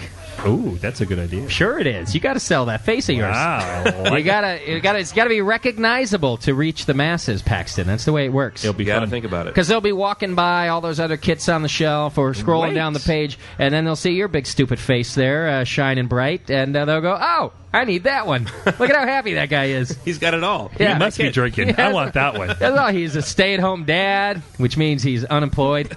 And wow. Don't tell that to Beer Advocate or Draft. I won't. I won't tell them. I have another important question for you before the break. Uh-oh. People want to know. A lot of people want to know this. Can you talk to us about combining beer, bacon, and chocolate? Is this possible? Can we put these three most wonderful flavors on the planet, Actually, beer, bacon, and chocolate together? Yeah, how do you do that? It's very tricky. Yeah. There's a lot of patience involved. Requires a blender and a leather whole bunch of free outfit. time. Whoa. Yeah. I wasn't going to bring up the whip, but ball gag. And I'm not talking tricky. that kitchen whip. Okay. And so yeah. Can it be done? Can we? Are these flavors? It has been done, actually. Really? Yes. Explain. I have done. You're just going to tell me it's been done and leave it at that? That's it. Next. Okay. Let's talk about the dinner again. I thought we were done with the show. We could be. I'm tired. I made bacon actually with beer. So I did a beer cure on the bacon and then cooked it up. Yes, it was that good. And then dipped it actually in dark chocolate. And if that wasn't enough, the extra bacon fat from cooking the bacon, I actually used that with some chocolate instead of butter and made a ganache. So bacon fat ganache. Wow. Oh, yeah. Wow. It's illegal what is in a some ganache? states. A ganache. Sir. Sean Sullivan. I know. I just want you to hang tell on. me. Yeah, he's thinking about it. It's a mix of chocolate and butter and or cream, and makes into usually like your base for a chocolate truffle. But in this case, it was fat and chocolate. And well, butter and cream is fat, right? Is it? It is. All right. It makes you is. shiny. Okay. Meat suit. So, You're going to kill people, Paxton. Yeah, I keep being told for the last 48 hours that I need to get on a certain drug. Yeah, I told Paxton, I said, have you ever had your blood cholesterol? Because I've had it, and my cholesterol is high, and I take Lipitor. You do? Yeah, take Lipitor, which lowers your cholesterol. Just be sure to talk to your doctor about it. If you're bleeding from the eyes, may cause anything. If you have an erection, for I got paid for that plug, by the way. Yeah. Lipitor, ladies and gentlemen. Gotcha. And it's like a great drug. It takes your cholesterol right down. But Paxton has never ever been to the doctor. You never even been tested? He's never been tested. What are you afraid I've of? been to the doctor. Well, he's been tested, but he's never been tested. Yeah. You're afraid to. My wife's in the room. You are afraid to find out that you've got high cholesterol, aren't you, Paxton? Because then you have to be careful. Your body will actually make cholesterol if you stop all cholesterol in your diet. Oh, you're this guy. What are you? What are you, Christian Science? You're like, God doesn't want me to go to the hospital. Collins beer, it rubs off on Yeah. I wore a belt and saw God, and he told me not to have cholesterol. Yeah, so it's fine. Everything's fine. I can't even spell cholesterol. Look at your daughter in her eyes right now. Do you want to see her go to high school? I do. Do you want to see her next birthday? Okay, okay. I'm worried about you. Yeah. I had a grandmother who was like that. She died because of it. She was like, God doesn't want me to go to the doctor. Really? God made doctors. All right, if you think that. If you're that way. Cholesterol? Yeah. Well, Sean actually did partake in one of the cookies I made actually for the December issue of Beer Advocate magazine, and it's a double IPA bacon fat shortbread cookie. Wow. Those sound almost better than Tasty's cookies. Yeah. Almost. They don't make you feel that good, but yeah. But you could dip those actually, and I talk about this, in chocolate, and then actually roll it in cocoa nibs from Joe Chocolate. And, oh, yeah. It'd be really friggin' phenomenal. When I had that, I took 2 pills that day. Yes. You did. Yeah, it was like... How many pills are you on, Sully? Do you have one of those like daily pill dividers? Monday, Tuesday, Sunday. It's really big because it's Saturday night. Yeah. What day is it? Oh, shit, I'll take them all. No, I don't. I'm not there yet. So my wheelchair is stuck right now. How many, including your daily vitamins? How many pills do you take every day? I just take one and that's it, man. You don't take a multivitamin. And I sometimes when I'm looking at them, I take them. And you're not like a fish oil guy. I have fish oil sitting there. See, but I don't take it all the time. I'm kind of weird about it. I look at it and go like, well, maybe I should take the fish oil Ginkgo for your memory. It's like some days I don't take it. Yeah. Just because you're feeling the risky. The cholesterol is the only one I take. All right. Nothing. It doesn't harm you in any way, guys. There's no. Yeah, I've never everything is bled still from working. The eyes. Okay. Yeah, you don't bleed from the eyes. So all right. Can you still get point at the Lipitor sky from Canada like real cheap? Because I can maybe put it in some of my food. Just kind of like it will not hurt you, Paxton. You're going to be fine. I just wanted to see if I could like mix it into food and just help everybody else. Well, you could sprinkle it on top of your Cocoa Krispies or something. Whatever you're going to do. 3 ways. Here's a question for you, Pax, before we go to break 2. Do you have any beer dinners in Wisconsin? You got anything coming up out there? That's a great question. We actually, I've been talking to Gary Glass, and he's actually invited me back out to Minnesota to do the National Homebrew Conference Grand Banquet. So close. Very close. Okay, so you're going to do the whole dinner again. Even closer will be the Craft Brewers Conference in Chicago this year in April. Randy Mosier and I are going to be doing that for about 1,300 professional brewers. Oh, really? You're doing the whole banquet dinner for that? The big banquet. Wow! Congratulations, Pat. Thank you, man. That's really a good job. Year. All right. Here's another. Have you ever same guy about the Wisconsin? Have you ever used any Wisconsin beers like New Glarus, for example? I love New Glarus. Have you cooked with it? I sure have. You have. What have you made? I've done some different chocolate sauces. Chocolate and that Belgian Red, I think, is phenomenal. The cherry beer that they do, that makes just such an amazing ganache. And then you can actually use that to put your donuts dipped in. You can do all kinds of fun stuff with that. Wow. And then actually, I did a dinner not too long ago where we actually took that. And I don't know if you guys are familiar with the Leaping Frog Brewery. Yep. They do the Boris Imperial Stout, which is really intense. If you do 40% of the Boris and 60% of the New Glarus Red, Belgian Red, it's a awesome cocktail. Just as a beer, you mean? Just mixed as the two. beer. Wow. Yeah. So doing that with the dessert that I did for that particular dinner, it was perfect. Great tip. So yeah, so lots of fun stuff. It's not just cooking with, but it's also drinking, bartending action there. You know, I was speaking of that beer, the New Glarus beer, the tart and the cherry. Yeah. I actually have those bottles in the car right now. I have nice. a bottle Go of get each. them. Well, no, I think we should drink them because Yes. I was going. I thought JP was going to be here today. He's at a Posies concert, A Kiss or concert? or a Pixies concert, or Are they playing tonight? Alanis Morissette. Is he I forget who Alanis he said Morissette? going to He's see. weeping. He's like, "Thank you." I'm pretty sure he's at a wasn't it the Taylor Tiffany Swift concert tonight. The Tiffany Taylor comeback Swift. concert? He's at Disney on Ice in It's a Miley Cyrus concert. at He's wearing a the- T-shirt, at the Oracle a belly Arena. shirt. I know Push Can you isn't imagine that? listening. He's there too. Yeah, he couldn't. Yeah. Neither of them could make it tonight. But yeah, let's drink it in his place. What do you need JP to Well, share I was, with you him? know, JP never gets a lot After of all love. the time we spent together, It was this his is where we're birthday at? yesterday too. Yeah, I was going to bring him the bottles, and was going to be a birthday present to him, and fuck him. Yeah, now he can start. He's out there with Mickey on ice, so let him do that. All right, I got to take a break because I'm doing the pee-pee dance under the table here, everybody. It's the Brewing Network session live from downtown Joe's. Colin Kaminsky's still hanging out here. If you've got beer questions, get them over to us.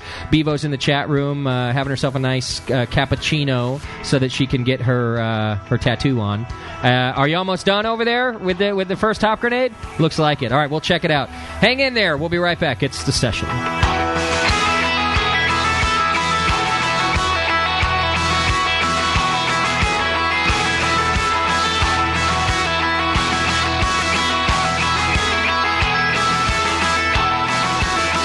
You're listening to the Brewcasters. On the Brewing Network.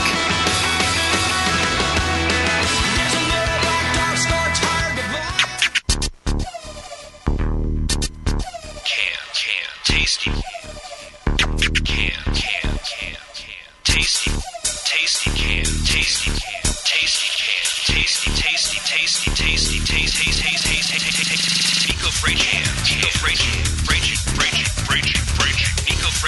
Nico Fragin.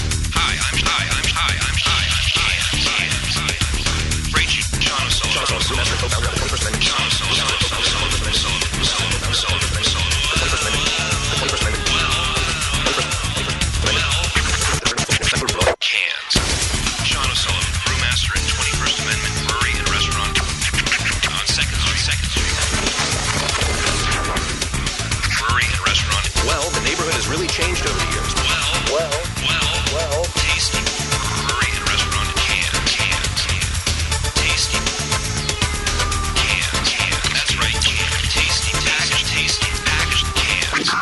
That's right. Hi, I'm Sean O'Sullivan, the brewmaster and co-founder of the 21st Amendment Brewery and Restaurant in San Francisco. Crack open a cold 21A in San Francisco.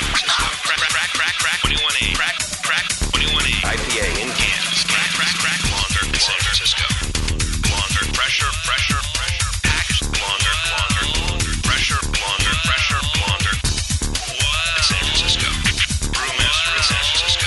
Well, that's right, cans. Tasty packaged. Local neighborhood brew pub. Hi. Well, I'm Sean O'Sullivan. tasty crack cans. Tasty crack cans. Brewmaster and co-founder of the 21st Amendment Brewery and Restaurant in San Francisco. San Francisco. Tasty brewmaster. San Francisco. That's right, master. Well, that day has come.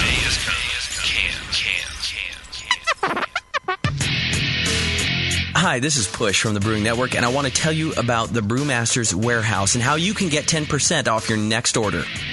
I'm a pretty techie guy, but I've never seen an online store like this. It's awesome. Go to brewmasterswarehouse.com and click on Brew Builder. You can whip up a custom recipe so easily even Sven could do it. Seriously, it's slick. You can share your recipe with your own logo and notes to the Brewmaster's database if you want. And the best part, it keeps a running tally of the beer you're building while you're doing it. Then, bam, click Buy Recipe, and your cart is filled and ready to go with helpful suggestions in case you forgot something. This thing is amazing.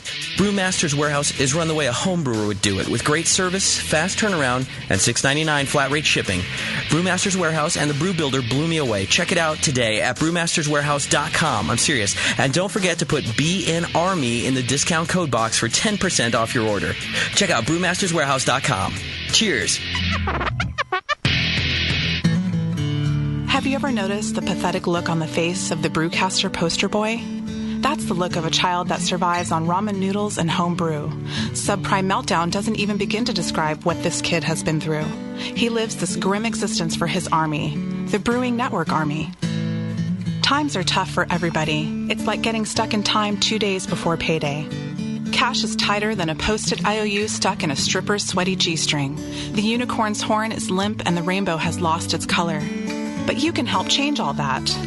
If you were to take that sparkling change in your pocket and plop it on the table for the BN instead of that extra pint at happy hour, then the world could be a brighter place. When you buy a round for the BN, you buy a round for yourself and your fellow soldiers, and that's what it's all about. That and being entered into the reoccurring donor monthly raffle. So step up and start your own economic stimulus package. For just a few bucks a month, you can stimulate the unicorn, the rainbow, and a brewcaster. Hit that donate button just like you'd hit on that crazy bitch at the bar right after last call. You'll be really happy about it in the morning. You're listening to the Brewing Network. Because like beer, radio shouldn't suck.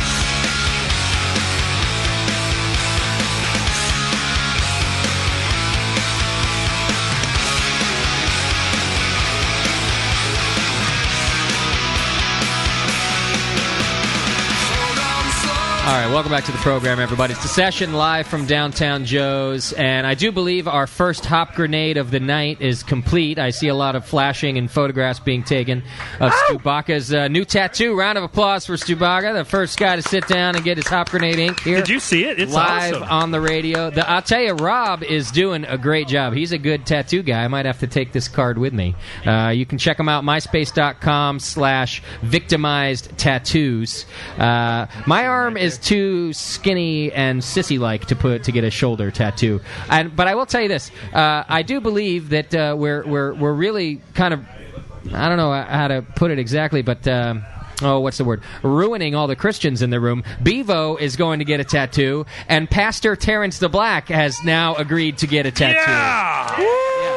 So, listen, Jesus, I'm sorry. It was their idea. I just coaxed them along. So don't take it out on me later on at the pearly gates. I like it, though. And I think Terrence isn't sissing out either. He's getting it on his wrist. Like, he's getting it right there. Are you going to get it on your handshake wrist, your right, otherwise known as your self-shake wrist? You're going to get it right there on that wrist. You're not concerned at church that you'll shake people's hands and they'll think, I mean, you're already black. It's intimidating enough. Now you're going to be there with a tattoo. They're going to be worried. I'm concerned. All right. Are there any other Christians who want to defile their sacred bodies here on the Brewing Network? I love it. I think we might have one more. Nice. What if your wife Arlene gets a hop grenade tattoo pack? Oh, I was seeing my daughter. It's gonna. Rob's card says right here, nobody under 18. Oh, that's right. Which might exclude your wife too. See how I Was did Olivia that? drinking? That was nice, right? Yeah. What is Olivia drinking? I saw Colin coming back with some wine. I know you like to soften it up for Olivia. Hey, you know. All right, so we're in Europe sometimes. That's officially 3 tattoos being done here today. What about Chad? You were talking about it. You were hinting around like, "Hey, if Bevo does it, I better do it." What are you thinking? We got to. I'll drag on this the bottom show out. Of my foot. Ouch! That sounds painful. It's just like, but then like I'm always walking with the hop, you know. Or walking on the hop. That's disrespectful. Oh, yeah. I didn't think of it like that way. Colin might be getting close to getting one. I can see it on his face. I'd get a hop grenade. I don't have any issues about that at all. See? Chad, where would you get it? Thinking about his calf. You got a big calf. You can get the big one.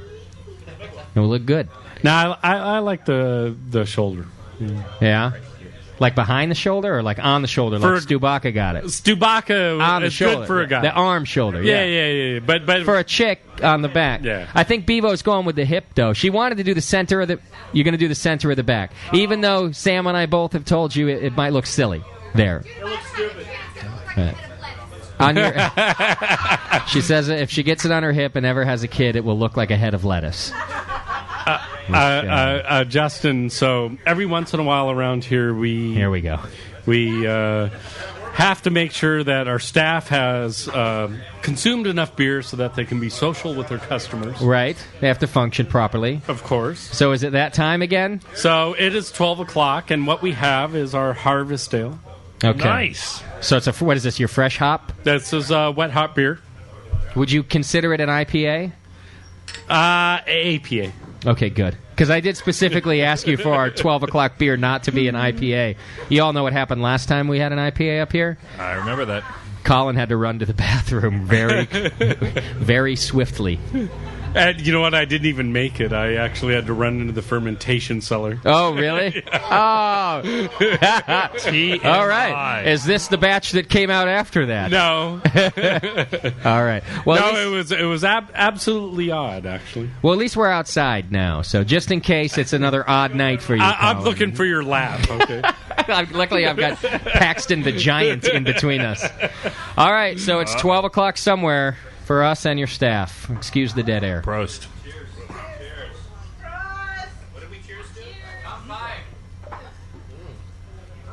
All right. It's better than chugging the IPA, I'll tell you that. Well, we had the double, actually, that night. We had about 3 doubles in a row. Oh, we did? Yeah. That's what did you in right there. That's a nice fresh hop beer. I mean, what I tasted of it, it kind of went over the palate pretty quick there, but it's really nice. That'd be really nice with seafood. That would be. Yeah? It's be good paired with seafood? Halibut. What makes it a nice pairing with seafood? Well, one, it kind of has a little bit of an earthiness to it. You get kind of like that, not green, but you get not the chlorophyll green, but you get that kind of... The tannin green. Yeah, a little bit more... almost a little bit of spiciness, almost like that's lingering on the sides of my tongue. That's 100% Centennial. Is that what that is? 100 pounds and 7 barrels. That's it? 100 pounds God, and 7 you're barrels. slacking. And dry hopped with it at all? Yes, 20 pounds of dry hops. And wet hopped? Dry hopping? I froze them and used the same batch of hops. Nice. All the way throughout the beer, though. So give us how many at bitter? 20 pounds at 60 minutes, 20 pounds at 30 minutes, 20 pounds at 3 minutes, 20 pounds at knockout, 20 pounds dry hop. How did you fit that many whole hops in your kettle? I lost a lot of beer. You did? I was going to say. Yeah, I bet. How many barrels is your kettle? It's, 7. A 7-barrel system. How much beer did you end up with after fermentation? About 84% of a batch. Okay. So I lost about 16%. How much do you lose on, say, a normal IPA of yours? IPA, I lose about 4%. Okay, so you really lost a lot with this, yeah. Yeah. Double IPA, I lose almost 10%. Okay. Yeah, there's a really nice spiciness. I'm really enjoying this. Where'd you get the beer, the hops from? I got them from this year, Hop Union. Okay. So they just ship you bags of fresh hops? Yeah, they give me a call 3 days before harvest. Okay. And they say, do you have room in your fermentation? Yeah. And I say, yes, I do, whether Okay. I do or not. And then 100 pounds of hops shows up. I hope they're not listening. And it's, $400 worth of hops and $400 worth of shipping. Wow. No. Ouch. And then you run out of, then you lose a bunch of your volume. Is this a beer, being a brewer and not an owner, not a brewery owner, is this a beer that you just don't talk to Joe about and you just do it, or does he let you do whatever you want anyway? While it's not as profitable as our other beers, it's still profitable. Okay. So as long as you don't lose money on the you work beers, it in. he doesn't mind that you work up. Well, and it's pretty hard to lose money on a beer. You have to pour it down the drain to lose money on a beer. Which we just don't do, let's face it. Well, no, Or you pour that's one of not my true. beers. I love pouring beer down the drain. You do? It's like the most joyous occasion of my life. What? I love it. What are we talking about here? Pouring Yeah, beer I'm down the lost. drain. Why is this so joyous? Because you walk up to a beer and you say, you know what? This isn't good enough for me, so it's not good enough for my customers, so I'm pouring it down the drain. I see. So you're liberating yourself from bad beer. And us, You know what? for that And also from your own expectations. Okay. There's something that's liberating about it. Yeah. Well, I will That's say, the right too, word. along that same lines, is that I think it becomes like you become a better brewer when you can actually pour your beer down the drain. I think so, too. Because you realize, I really can't drink this. Well, and I shouldn't drink this. and better we beer. don't need to. And we don't need to. Yeah. Exactly. I We mean, make so another for me to pour out a batch, that's 1% of my profit in the year. Okay. One batch. One batch. 1% of my profit. So if I have a batch of out. beer that I don't want to serve, and in fact, I had a batch of beer that looking back on it, I probably should have just aged it longer, and I would have loved to. And it would have been all right. Yeah. It was What we learned. it was my second Pilsner, and I Ah. tasted it, and it's like, this doesn't taste like yeast to me. Yeah. Well, it Should have tasted waited. just like a Pilsner. Got it. Well, and the But way it your system didn't set taste up, like too. an ale. Yeah. The way your system's set up with all those tanks back there, it's pretty amazing. Well, and that's another thing that I wanted to talk about tonight. So normally I run 23 tanks in the building. I have to switch to 5 tanks. You're going to be able to actually keep the... Okay, good. So for 6 We weeks, talked I'm about gonna, that you were actually not For going what? to be able to have any. I have earthquake retrofit going on in the building. I see. So you're losing a bunch of your tanks for 6 weeks. just for 6 weeks. That's a lot of tanks, though, to lose. Yeah, so I'm gonna, I've been running for 6.5 years on 23 tanks. Know how to deal with it. Know all about the scheduling. So how will you keep up with enough beer on tap with only 5? How many? I'm tanks gonna go left? to 5. 5 tanks. How many? How will you do that? I'm gonna run from 9 flavors to 4 flavors, and they're all my quickest aging flavors. Okay, so it's not like you're going to just go and bring in a bunch of guest handles. You're still going. to fill. I'm not going to have any refrigeration to store guest beer. Even I that, would I love see. to. I'd love to say, hey, Sully's going to give me some of his absolutely phenomenal double IPA. Yeah, but I can't say that because or the I don't back need- in I- black. because I don't have any place to store it. Okay, So. got it. All right, I do have some more questions for Paxton coming through from the chat room. Uh-oh. Pax, you ready? Here's a good one. This guy's got 2 questions. What beer and cheese if you were going to make beer cheese soup? Wow. That's Who a good doesn't one. like beer cheese soup? Double IPA and Stilton. That could be really interesting. I don't know if you'd be able to do a whole bowl of it, though. Too rich? It could be pretty rich. I mean, blue cheese in itself is a pretty strong, rich, and a double IPA is really strong. Both of those, together. yeah. But Because boy, they balance well. I mean, I always look at a soup, and the way I'm answering this question is that I've actually been to a multi-course dinner where the first course was a lobster bisque, and it did Rich. me in for the rest of the dinner. Right. And I was like hating life the rest. I mean, I could have been done with just that lobster bisque. It was so rich, it was so intense, and by the third course, I was just done. And it was like a 4-star restaurant. I was spending all this money, and I'm like sitting there like, I'm done. Like, Yeah. you keep bringing me food. I'm screwed. One of my favorite hop beer pairings was a potato leek soup. Yes. That was made, was sprinkled with Stilton, served with double IPA. I could see that working real well. Yeah. Yeah, I mean, it's hard because like the traditional beer cheese soup is, cheddar and your Pilsner. I don't always agree with that. But I think like maybe something like a Swiss or a Emmentaler would be really nice with maybe like a brown ale, something real malty, a little bit more girth on the lower hop, but having that real rich, nutty kind of a hint of almost like a chocolate coffee, a little bit of that roastiness, the roasted barley in there. I think that'd be really nice. That sounds good to me. Yeah, It does. that'd be It really sounds good. nice to me, too. I think it's a good point you bring up, too. As a chef, it must be difficult to have to balance wanting full, flavorful dishes, but without filling anybody up or ruining their palate. That's a real skill to me, even beyond figuring out how to use ingredients. That's actually one of the hardest things when I do like these 12-course dinners at the Ebenezer and other such places, is because when you start thinking about 12 courses in 7 hours, I mean, you really start to think about like how much logistically can you eat? Yeah. And I struggled because how much logistically can you eat? Can Paxton eat? It's hard sometimes because I always want to eat more because I love the flavors and I love the whole ritual of eating. I think it's a real thing that we've forgotten about. Yeah. To slow down, enjoy. Like, last time you were over at the house, how we just kind of grazed for a long time. Yeah, small dishes all night long. Yeah. It was really perfect. And that's where I think it's fun. Yeah. Almost like tapas, but then what's kind of neat too is that like at a few of my dinners that I've done where, it's just enough. You want like one more bite or two more bites of each course. And Thomas Keller really talks a lot about that. And that just that need for like, God, just one more bite, what I would pay for another bite. But by the end of the dinner, you're like, oh man, I'm so glad I didn't have those extra bites. Right. So, and there's that balance too, because if it's too rich or it's too intense, you just blow people's palates or you just blow the whole experience because, I'm just stuffed, I can't eat another bite. And that's where like the next course, you maybe do something lighter or like an intermezzo or something to cleanse your palate. And that's what's great about beer is because it has carbonation, it really does cleanse your palate, where like a multi-course wine dinner really, it kind of just saturates your taste buds and it's really hard to go further. Sometimes I will have... Hang on, the Hells Angels are driving by. Sometimes I'll have both chicken ramen and beef flavored ramen in the same night with your Budweiser. Yeah, and it really, I know where you're coming from because do you really chase that with a Monster, and that really fills me up. Yeah, no, it's made with Monster. Oh, and you should see me dance then, man. I just can't even put my head around that combination. I know you can't. Try being me. Jeez, you got to come over more often. Yeah, you have like the you got to open, shape me up, right? That golden ticket. Anytime you want dinner, you can come. over. I tell this to people all the time. I'm a big storyteller. In case anybody hasn't noticed. Yeah.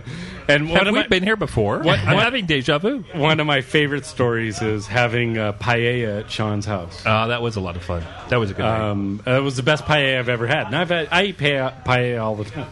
It's one of my favorite meals. I don't even know what paella is, actually. I think I had it the other night, and I still don't know what it is. So it's kind of it's a rice dish where it's made in Spain, and it's depending on where you are in Spain, it's very different in each region. If you're along the coast, you see a lot more seafood. If you're more inland, like Madrid, Toledo, Segovia, you get a lot more chicken and sausage, like the Spanish version of chorizo. And basically you cook that down with some vegetables, you add some rice, some stock, you simmer it. Actually in Spain it's really cool because they actually have these big giant pans called paella pans, and they actually like have a little fire underneath and then this little special stand. Okay. And they actually have these ones that I'm 6'5", and if I put out my hands all the way like spread out, it's like 6 feet. They have actually pans that are actually that big, that are 6 feet across, that will feed 100 people. Wow. And that's a huge pan. It's a huge pan. I and don't know now exactly that you mention how it, they clean it. I think I had paella at your house then. I think you made a version of it that night. You had mussels in there. You had all the ingredients you just were talking about. I don't think I made you paella. No, well, I'm confused. But I'm kind of distracted. Bevo's kind of getting it. Has Bevo begun? Bevo's taking her clothes off for this tattoo. A round of applause for our very dedicated chat moderator. The shirt is coming off for this tattoo. Rob is disgusted. I could see the look on his face. He thinks that we're objectifying Bevo, and he's not happy with that. You can see Rob's a serious tattoo artist. So, Bevo, where have you decided for sure you're getting it right now in the center of your bed? You're already in pain. Look at your face. He's putting the stencil on, for heaven's sake. He's not even... You didn't even fire up the needle yet. The center of your back. Rob, I need to see this when you're done before you start with the needle. I'm going to maybe have one last talk with Justin Beav. needs to approve. I just want to make sure. I'm looking out for the Beav here. I care about Bevo. And Sam. And I care about Sammy having to look at Bevo for the rest of his life. Think about you. And thinking about me. Well, that's not as bad as I thought, Beav. Are you sure you don't want to put it just above that bra line? Did you ask Rob's opinion? And I mean this because tattoo artists, they do it all the time. Rob, tell me. Don't worry about it. What do you think about that placement? Is that the best spot for her? You don't care. Rob doesn't give a shit. But you know what? She knows what she wants, and she's committed to it, and that's what it takes to get a tattoo. So if you're convinced, I'm committed. Let me see once more. Let me have another look. It's good there. It's good there. I think it might be a little better above it, but it's not. I thought it would be awful there, and it's not. Sam, what do you think when you see it there? Picture her, you're going to see her in a bra or in a bikini, and you're going to have to look at that. What do you think? I'm pretty sure she doesn't take her clothes off even for Sam. So in a bra or in a bikini, what are you thinking, Sam? It's okay? It's not bad. It's not great though. You're not loving it. You don't want to lick it. You want it lower? You want it higher? You want to? Where would This you? is your chance. Come on, Sam. You want it on the hip. Be a man. Come on, say it. But Bevo's concerned about the hip because, let's face it, Bevo has a big ass, and it's only going to get bigger. And I mean, right now it's good big. I mean that in a go. She knows that, but a few years from now, who knows? And that's what she's concerned about, is that my hop grenade will turn into a tennis ball. So. Hang on. Sorry, Sully. Go ahead. You have to see it. The people on the other... I keep reporting on what's going on the side of the glass here. There's this older couple there, and they're bored of... this woman is shaking her head going oh, my God. I cannot believe she's going to do that. Napa nightlife, I came to Napa for some classy wine, and that whore is getting a tattoo. Donald, you wouldn't believe what they do in Napa when they get drunk. They get tattoos. Yeah. We just walked off the wine train. Oh, it's all sophisticated by day, but everybody's a whore at night. Bevo is just burying her head in the chair Look at now. that. She's not looking. Now, I need a microphone over there. Bite the pillow, Bevo, just like at home. I don't have another mic, but I really... just like at home. I'm channeling JP right now. At that spot on you guys are psychically interconnected right now. At that spot on your spine, Beef, it's going to hurt like hell. I just want to point out to you right now. And you're supposed to tell him after. Rob's not agreeing with me entirely. Are you ready for this pain, Beef? You're okay with it. You're all right. Well, hold your hand, Beef. Sammy, is that... Yeah, is the camera... What are people at home seeing right now? Describe to me what they're seeing. Just her back. Well, maybe just every now and then we're going to have to do a twist. Right now, we can just see her back, let him get started. But every now and then you might have to go over there and give us the... We need the agony shot. It's just her side. Can't we reposition it? Maybe come along this side of it. To your, on your left side. Why isn't it on her left side? Let's try that. As long as Rob's the most important. If he can see and we're not in his way, then... Yeah, and just go out a little farther. I have an extension cord for that if we have to. We can get that camera farther. This is the stuff folks at home want to see. Okay. You can see the back there, and then you can do a twist every now and then to see we need the agony shot. Like when you lose the World Series and they go straight to the pitcher who lost the game? We need that shot of her face. Like when she got married to you, Sam. We need that shot of her face.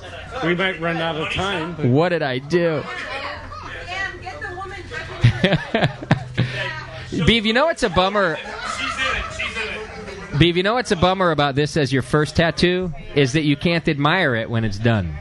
The fun thing about getting your first tattoo is you check it out for 10 days. You just keep looking. You're like, yeah, I did it. It's still there. But you just have to keep asking Sam, how does it look? You're not going to get to enjoy the afterglow.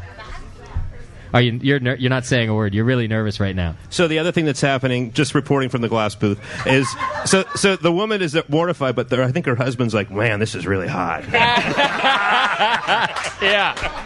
He's had a lot of wine today. He's looking at it going oh, geez, I'm coming back to Napa next week, honey. Oh, but he's agreeing with her. He's like, I know, it's disgusting. Yeah, I can't believe it. Oh, God. Let me look again so I'm sure it's disgusting. We discussed it, and it's disgusting. I can see her. I see her shaking her head, too.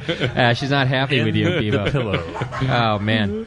You want me to go tell her that you came from church today and you were dressed all nice like a good girl this morning, and this is just... And now she's biting the pillow. Now she's taking photos. Well, she's got to send it home. You won't believe what they do. At Napa, California, I had no idea. We went out for he's taking pictures now, too. I hope some blood He's squirts a on the smart window. man. Be perfect. It's like right where she's looking. Oh, you didn't tell her about the blood? Sorry, Beeb. It's not that bad. You'll be fine. Only if he hits an artery. But right there, you're good. You're It's fine. just a spine. It's Don't a worry. piece of cake. He did such a fantastic... You shouldn't be too nervous, Beeb, except for about the pain. He did a wonderful job on that first hop grenade. Did you see that on Stubaka? It looks awesome. That is pretty amazing. Where is he now? Where's Stubaka? He's right there. Are you happy with that? It looks badass. Like it looks just like the like the logo. It looks Bring great. it closer. Come on.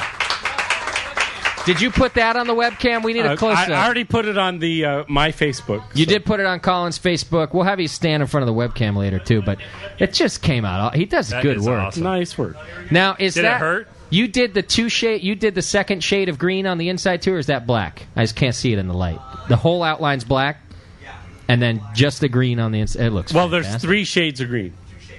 That's what I meant. So the inside you did the 2 shades of green. Yeah, No, 3 shades. Badass. The inside's 3 shades of green. So. It looks good. It looks really good. And now you've got your beer. And it only hurt on the color part, right? When you did the bold line out of that hurt too? All right. Okay, so Justin, I have a question for you. Hang on. I think we're getting close to the start right here. I want to hear the buzz of that thing. Really need a microphone. Are you getting ready to begin? Rob's getting ready to start. Bevo, how you doing? Wiggle your pinky if you're doing okay. Bevo, breathe. Yeah, you need to. You don't pass out. Did you eat today? You did. You need to eat. You sure? All right. It's like she's about to have a baby, Sam. Don't tell her to breathe that much. It's just a tattoo. Can I get 3 beers out to the radio station? All right. He's getting ready to go. You might be able to hear the buzz. Oh, 3 doubles will work. Yes. Oh, yeah, you can just barely hear the buzz. Oh, she doesn't like it. He's doing the sissy part of the line, and she's wincing already. Find your center. And wincing. Meditate, Beaver. She's not happy. She's cursing already. Think about how in love with Sam you are. That's not going to help. Leave me alone. That one won't help. Honeymoon is over. She's very relaxed. Find your center. All right, Rob's going to have to help her out. Rob wants her to relax too, because you're going to pass out or something, and that's not good for anybody. Think about how Jesus likes hops too. You can show it to him next Sunday. I need that as a bumper sticker. Justin, is that your latest logo gear? That could be a t-shirt, actually. Yeah, why not? And so should you. Jesus likes hops too. All right, Beeb, we'll check in with you a bit later. Did you go with the smallest or the middle size? She went with the small one? All right. We'll check in with you. She can't speak. She's finding her inner child. Put the webcam on her face. Melissa, help me out. Not on it, but close to it. Sammy, Melissa, one of you. Put the webcam on her face. Yo, hubby. Yeah, help a brother out over here. Let's get a look at that. There you go. Sam is literally 3 feet from Bevo, but he's not looking at her directly. He's looking at the webcam thing. Yeah. It's like he can't bear to... It's not just that. He's the least supportive douche you've ever met in your life. Yeah. Sunday, football announcer voice. Play-by-play action. Good work, Sam. John Madden. You keep producing that video, Sammy. That's all I ask. You do a nice job. All right, Pax, I did have a follow-up question for the beer and cheese. We'll check back in with Beav. I know, nobody can. It's very difficult. At least sure we're people bringing are it all home to you. thinking about food right now. Yeah, sure. And a follow-up to the beer and cheese question was, do you plan on writing a cookbook with beer pairings? Is this something that's in your future? Yes. It is very... Colin, as his you notice, manager, my voice changed a couple octaves. says yes. Yes. There is, with all that extra free time I have. You're going to write. I actually already am writing. Okay. Yeah, he doesn't have a choice. It's you end up at that point in your life where you have to write. Well, but it's not. I have to, but it's actually kind of neat because I feel really fortunate, and actually I should really say thank you to you because with this radio show and what the BN is and all the support that I've gotten over the years, it's really phenomenal. You earned it. Well, I know that I've earned it, but you've helped me get to where I am today, and it's. Love you, man. I'll blow you after the show, Pat. Yes. After Sully, then happy to do it. Every time someone asks for a beer, chef, it's you, and you're our go-to guy. Happy to do it. You've earned it. And that's what's so much fun is because to be able to actually do something you love doing, and I really think it's a real gift, and I really try to share it with everybody else. And that, if I can really help all you listeners and all the brewers out there that listen to the show and really start to really rethink how beer can be paired and not just putting it into categories and you have to put the stout with the oyster. Yeah. Yes, it works, but there's other beers out there that work really well too. Okay. And it's the same thing with the cheese soup and everything else along the way. And I just think that any way that we can really get people to rethink how in which they think about beer and food and not just wine and food, right? Or food and wine like there's a magazine. Well, you know what, wine and food is easy. Beer and food I've found to be a lot more challenging. But also, does it always work? I mean, I've had so many cheeses and wines together, and they never work. And I've actually been to some really nice restaurants where I've had wine paired by a sommelier instead of a cicerone, and actually sat back and what were they thinking? I mean, I still cannot wrap my head around it. And I mean, to me, for me, it's way easier. If I'm sitting down and my mom's coming over for dinner, and I want to throw something together because I'm being lazy. Fish with white wine. I'm Justin's my role model. And, and I'm being lazy.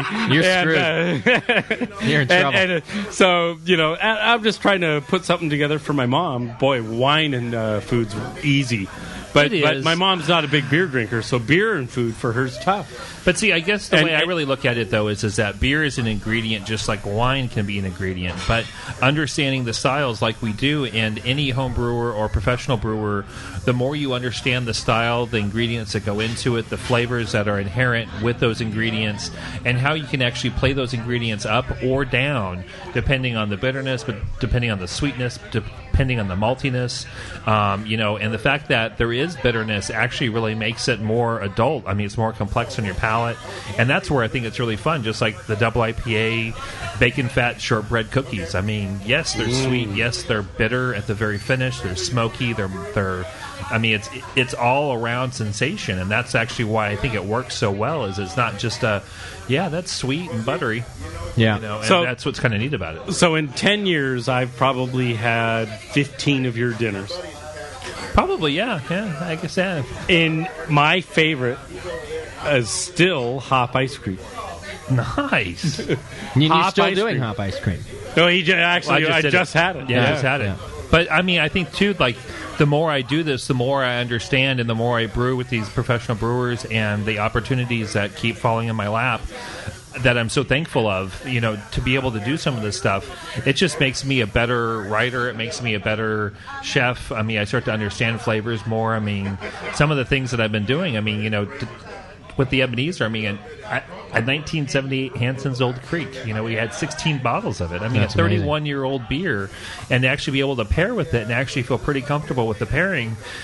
I mean, that's fun. That was a couple of sleepless nights. Okay, what the hell am I going to pair with that beer? But then once it kind of all started to fall in line, and then when it all came together, I think it really was a lot of fun because people really started to get where I was going. And if that's your first course and your first beer, and you got all but up to go from there, and that's some pretty big shoes to fill. And that's where, for me, it's a lot of fun to share that knowledge. And also at my dinners, I really try to talk people through it and help them understand why. You do, and that's a good part about the dinners. I mean, because I feel like it's not just that you're paying for dinner, but you're also paying for the experience. And also my job, not as only as a chef, but also as an entertainer, to give you something where you're going to walk away with and say, "Wow, that was really just."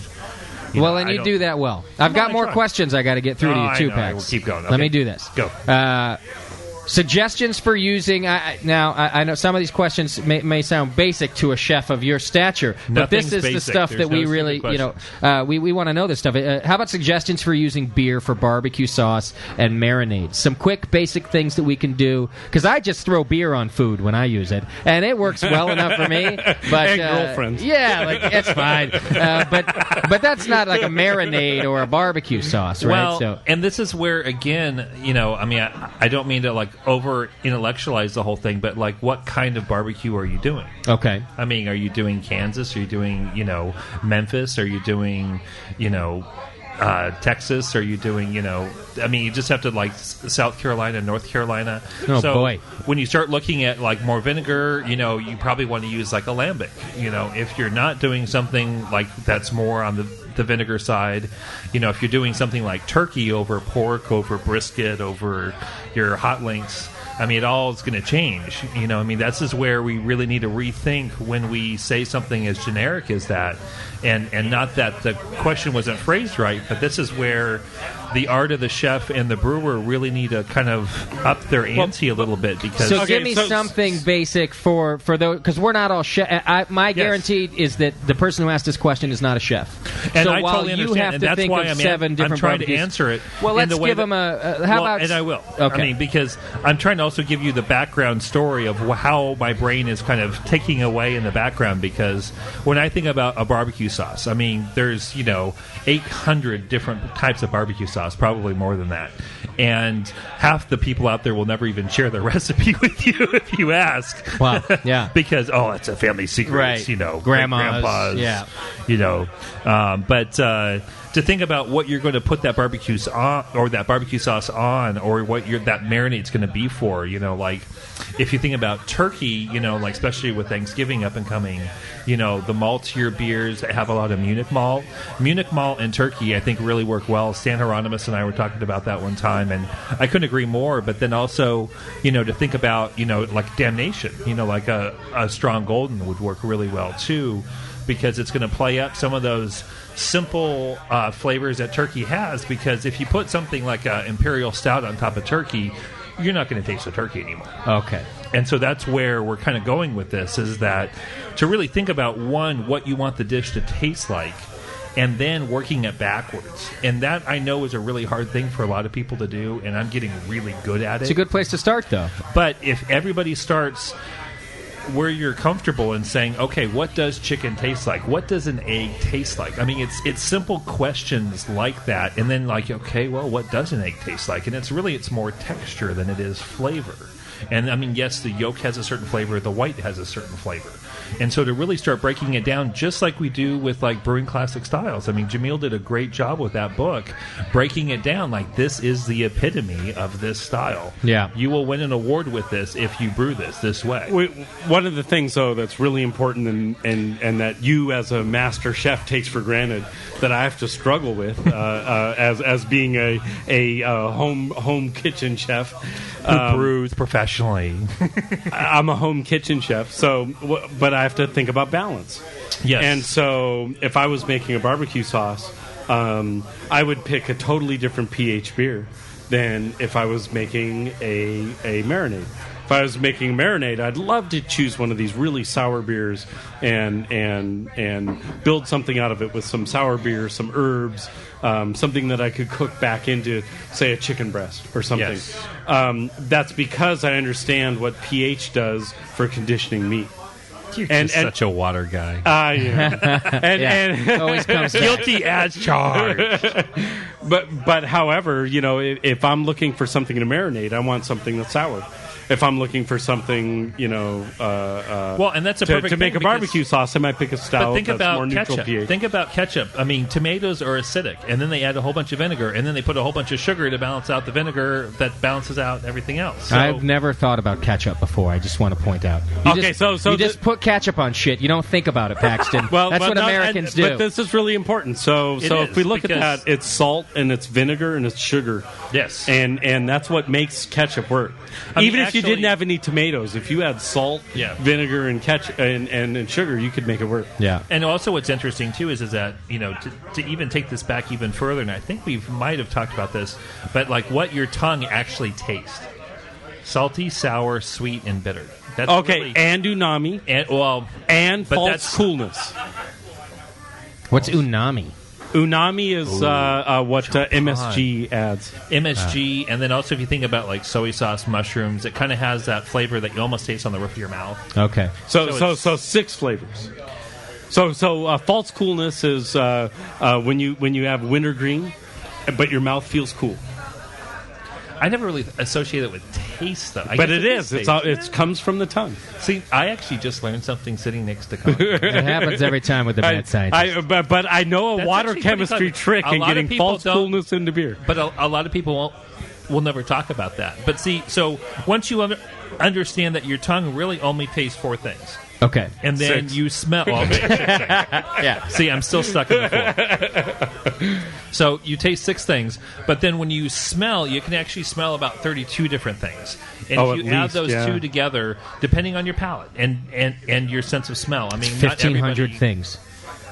I just added it up. At least, yeah. That's pretty good for a guy who doesn't do math. That was a joke. It can't snow. It's nowhere near 1,500 things. So, but what's interesting though is that it's all varying degrees. Yeah. So once you understand that, okay, and then you start to think about flavors, the more of those 4 or 6 basic flavors that you can incorporate into a bite, you actually will add complexity and balance in its own unique way.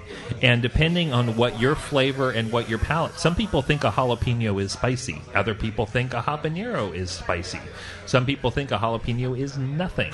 And I don't quite understand. But some people, like those chili heads, I know you're out there, you get off on that, that capsaicin high, and to understand that and think about a chili pepper that same way, as far as, okay, this is where my palate is, this is where neutral is.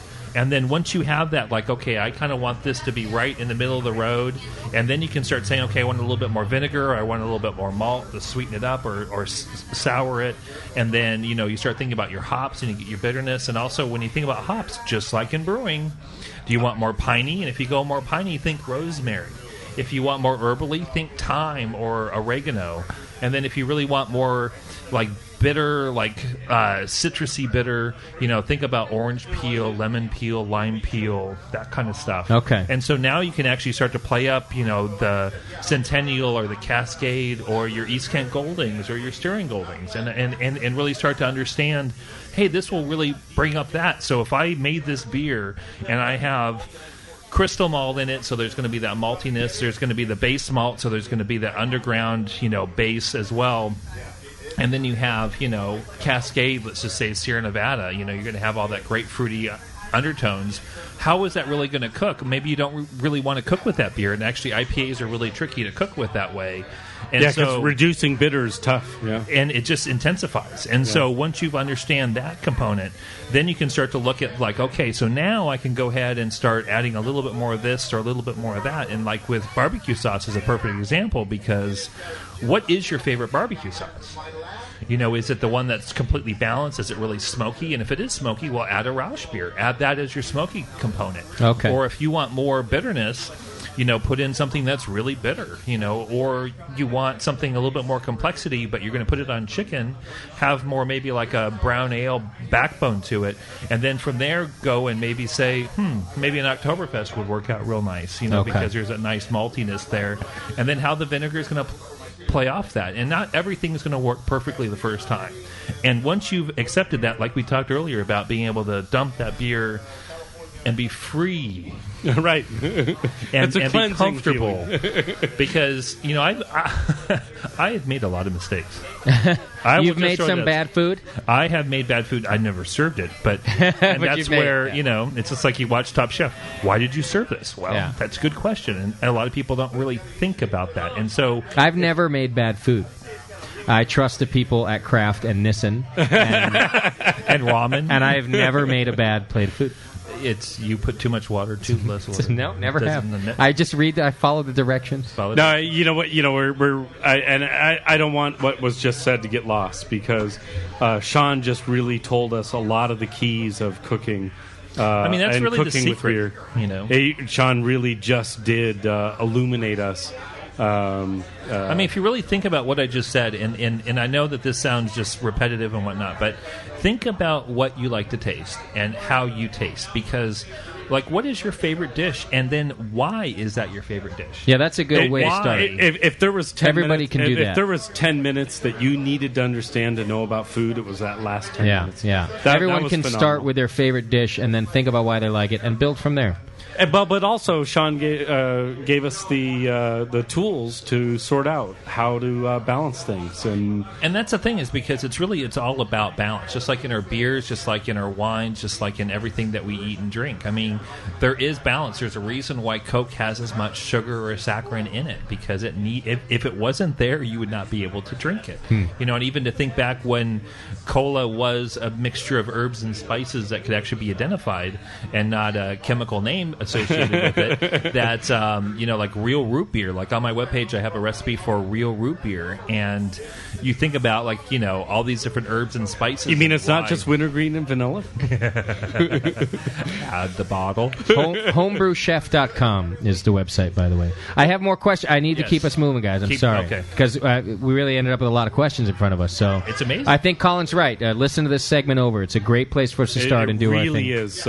Sean gave us some good tools there. Here's a good beer pairing question. What style of beer, or a specific beer, if you have one in mind, to pair with curry?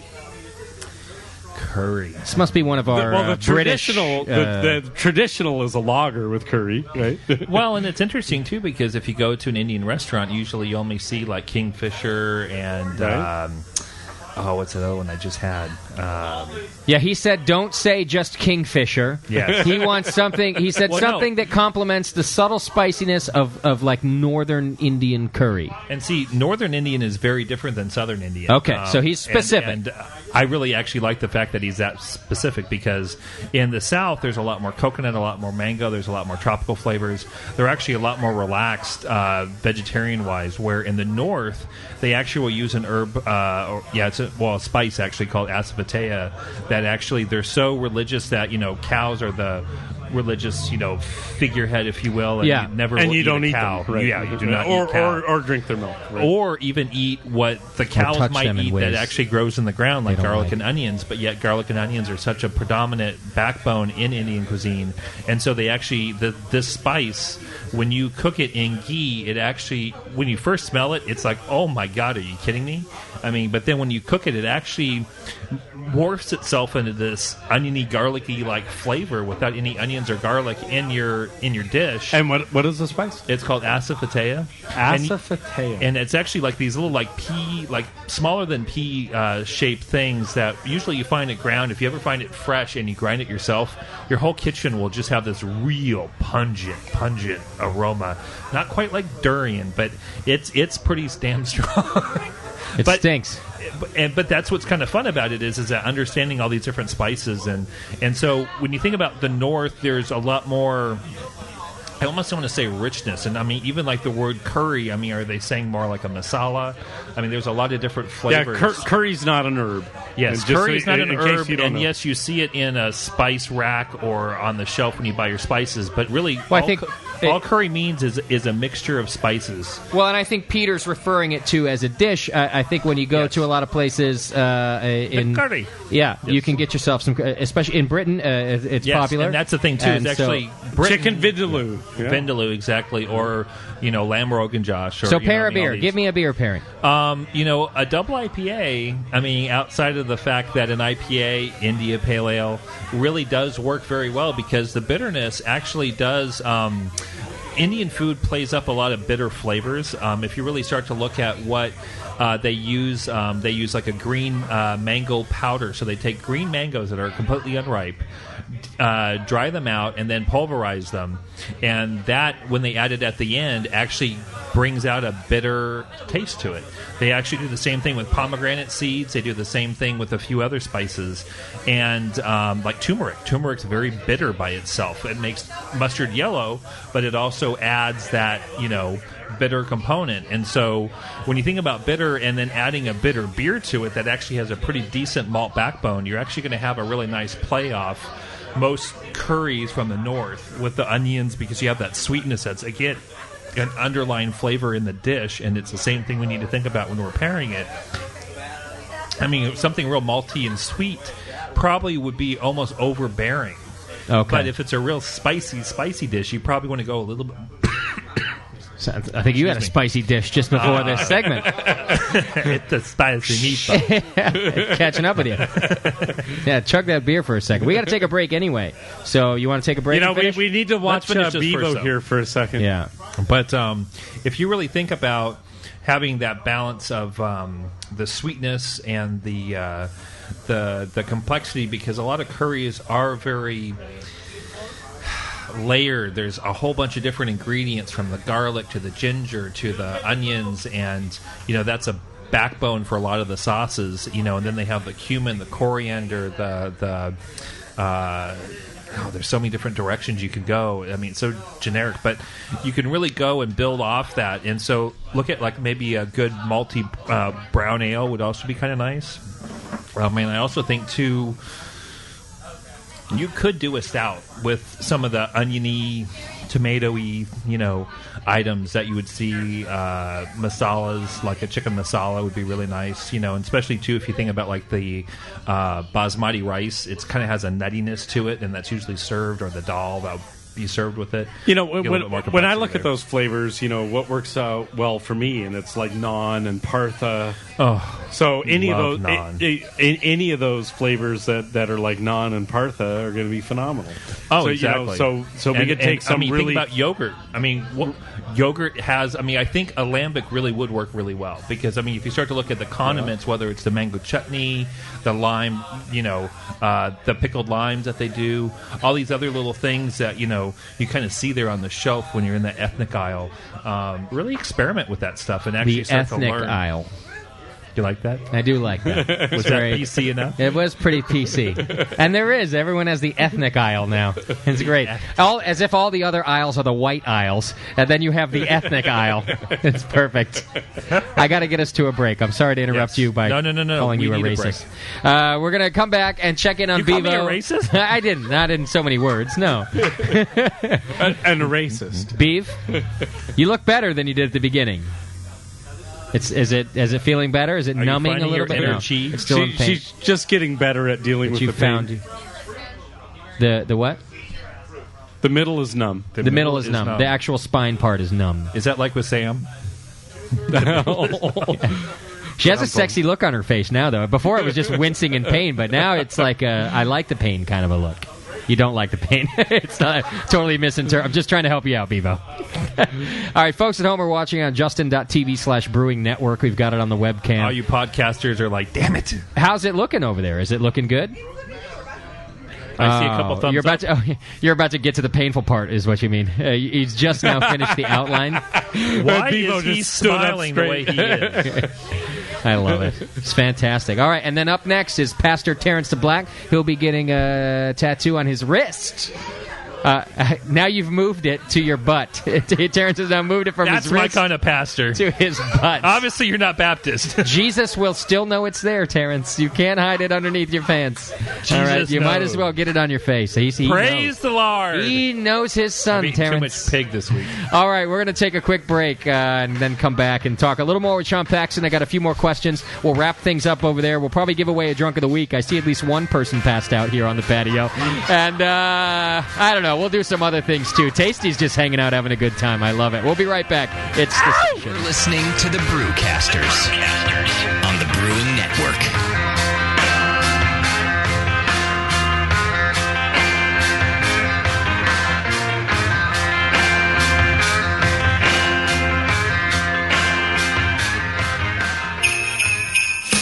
This holiday season is one of gratitude, giving, and winning. More Beer says thank you to all their wonderful customers with deals from Thanksgiving through New Year's, in addition to low prices, free shipping, and the More Beer deal of the day every day. And one lucky customer is going to win Regan's Big Fat Pack package. The very first More Beer pressurizable conical fermenter. Rolling out just in time for the holidays, it's their brand new redesigned stainless conical line with a new threadless racking port, new stand options, and a new pressurizable lid. They're giving away one of these new pressurizable conicals on December 31st. For every order you place with More Beer between November 1st and December 31st, use the coupon code CONICAL up to once every day to enter yourself into the drawing. Go to morebeer.com for more details. The 2009 More Beer season of winning. Win yourself some great deals and maybe even a brand new conical fermenter. Enter today only at morebeer.com. Where were we? You stole an oak barrel from the Mist of Ravenwood, and Lord Zinfandel the Avenger is in pursuit. Do you drop the barrel and run? Hell no. We need it for a Flinders Red. I'm gonna cast Pediococcus damnithus on the barrel. Sorry, your ghosts are imprisoned in his winery forever. I hate it when Greg's the brewmaster. This sucks. What do we have here? Orville Rodenbach? Buzz off, guy. We got a brew session going. Is that an actual beer? Yeah, I crafted it. I don't really use the dice anymore. I'm a 10th level beer nerd. Are you a 10th level beer nerd? Do you get a long-lasting foam stand when you think about wheat malt? Then you're in good company at Northern Brewer. Northern Brewer has all your beer nerd needs. Ingredients, equipment, and knowledge at northernbrewer.com. Plus, fast, cheap shipping, only $7.99 for the contiguous USA. And check out Northern Brewer's huge selection of dorky beer kits, including the pre-prohibition lager. Perfect for steampunk. And the single hop best bitter. Now on cask and 10 forward. Make 10th level at northernbrewer.com.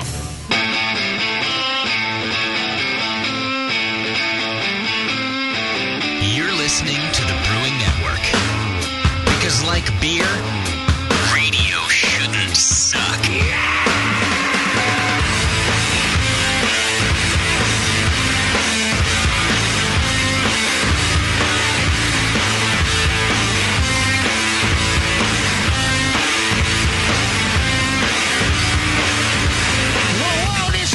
All right, welcome back to the program, everybody. Still here at Downtown Joe's, hanging out. A lot of familiar faces, some new BN faces. I like to see that when we come out here. Our friend Chris been coming to meet us out here every time. I'm always happy to see you, Chris. And he's always rocking the hat and the hoodie, and it looks like, and he's got the T-shirt under the hoodie. The man could strip for 5 minutes and still be wearing Hop Grenade logos. It's I think perfect. he needs a tattoo, though. To really like make Chris, it are you ready for your tattoo? I know you're dedicated, but maybe not quite that dedicated. You've only got a few years left in you. You're not long enough to regret it. Just it won't kidding, sag Chris. anymore. I hope we see you for years and years to come. It's good to see you out here. And like I said, some new faces hanging out too. Thanks, everybody, for coming out. Bevo, finishing up. How are we doing over there? Is that tattoo almost done or what? Looks like it's almost done. Yeah?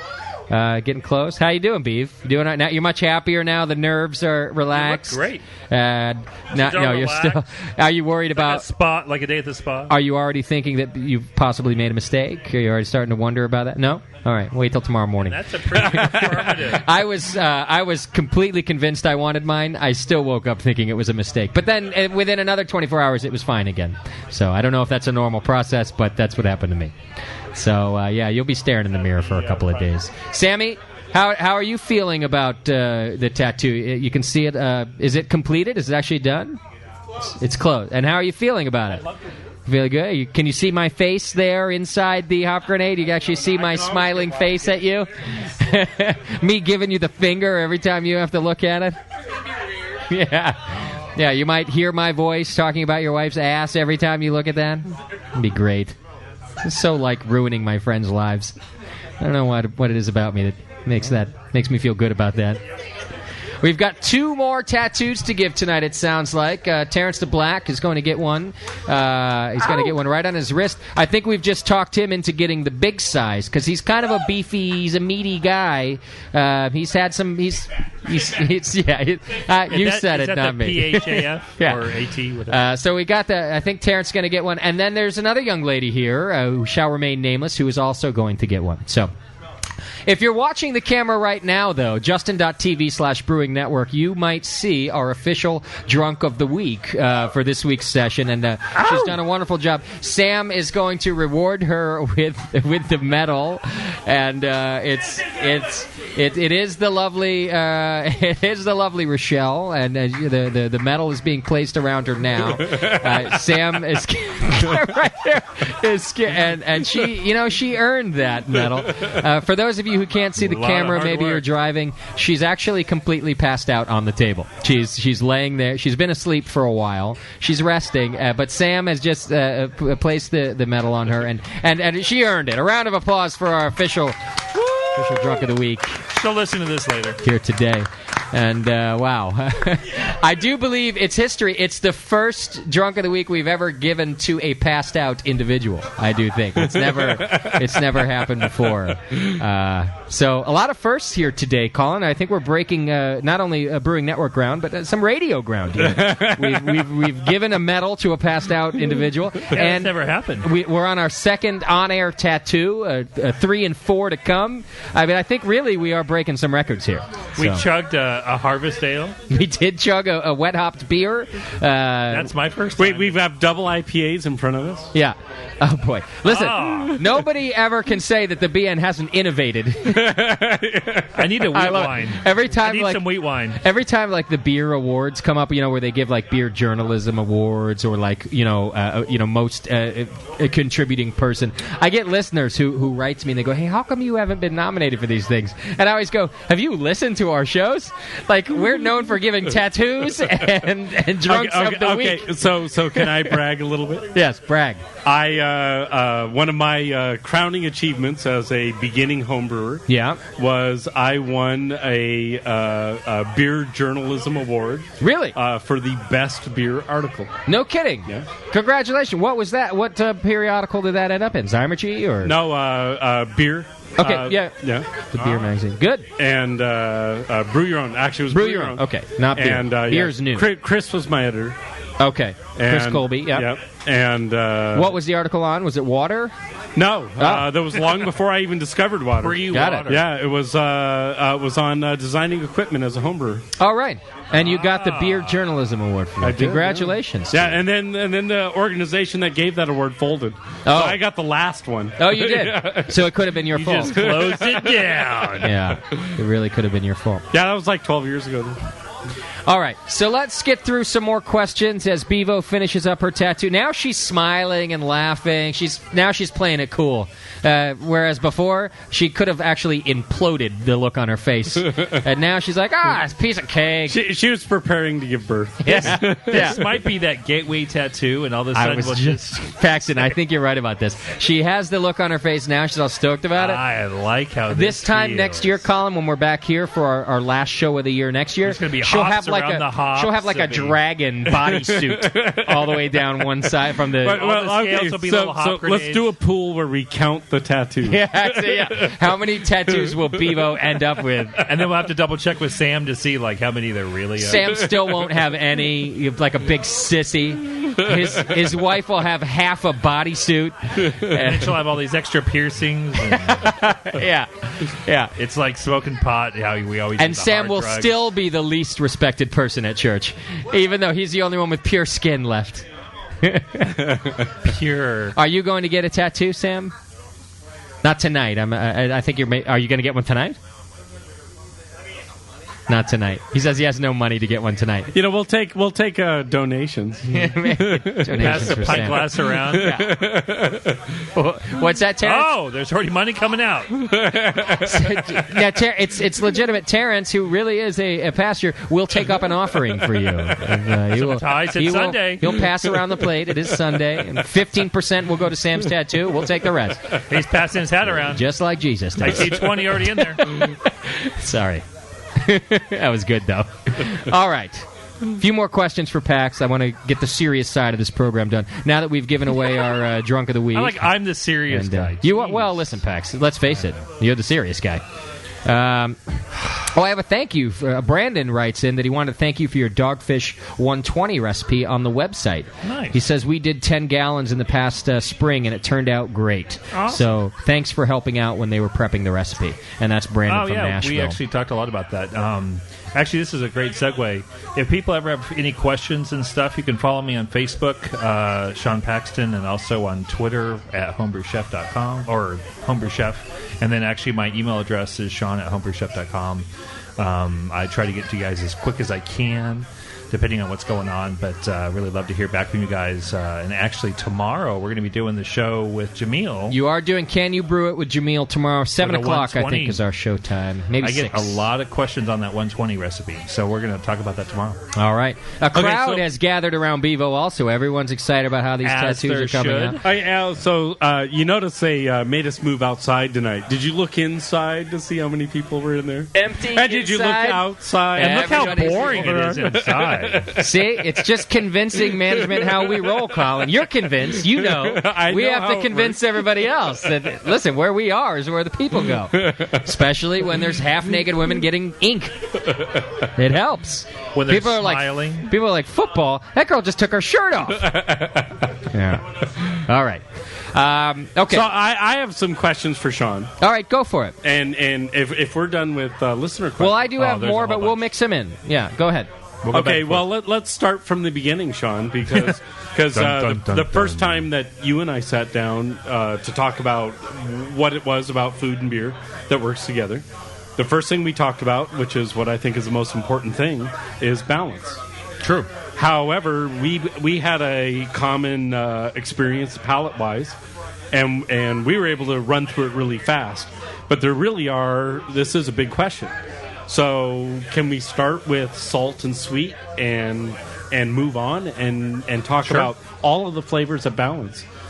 Well, salt is one thing. Once you've added too much, there's no way to really take it out.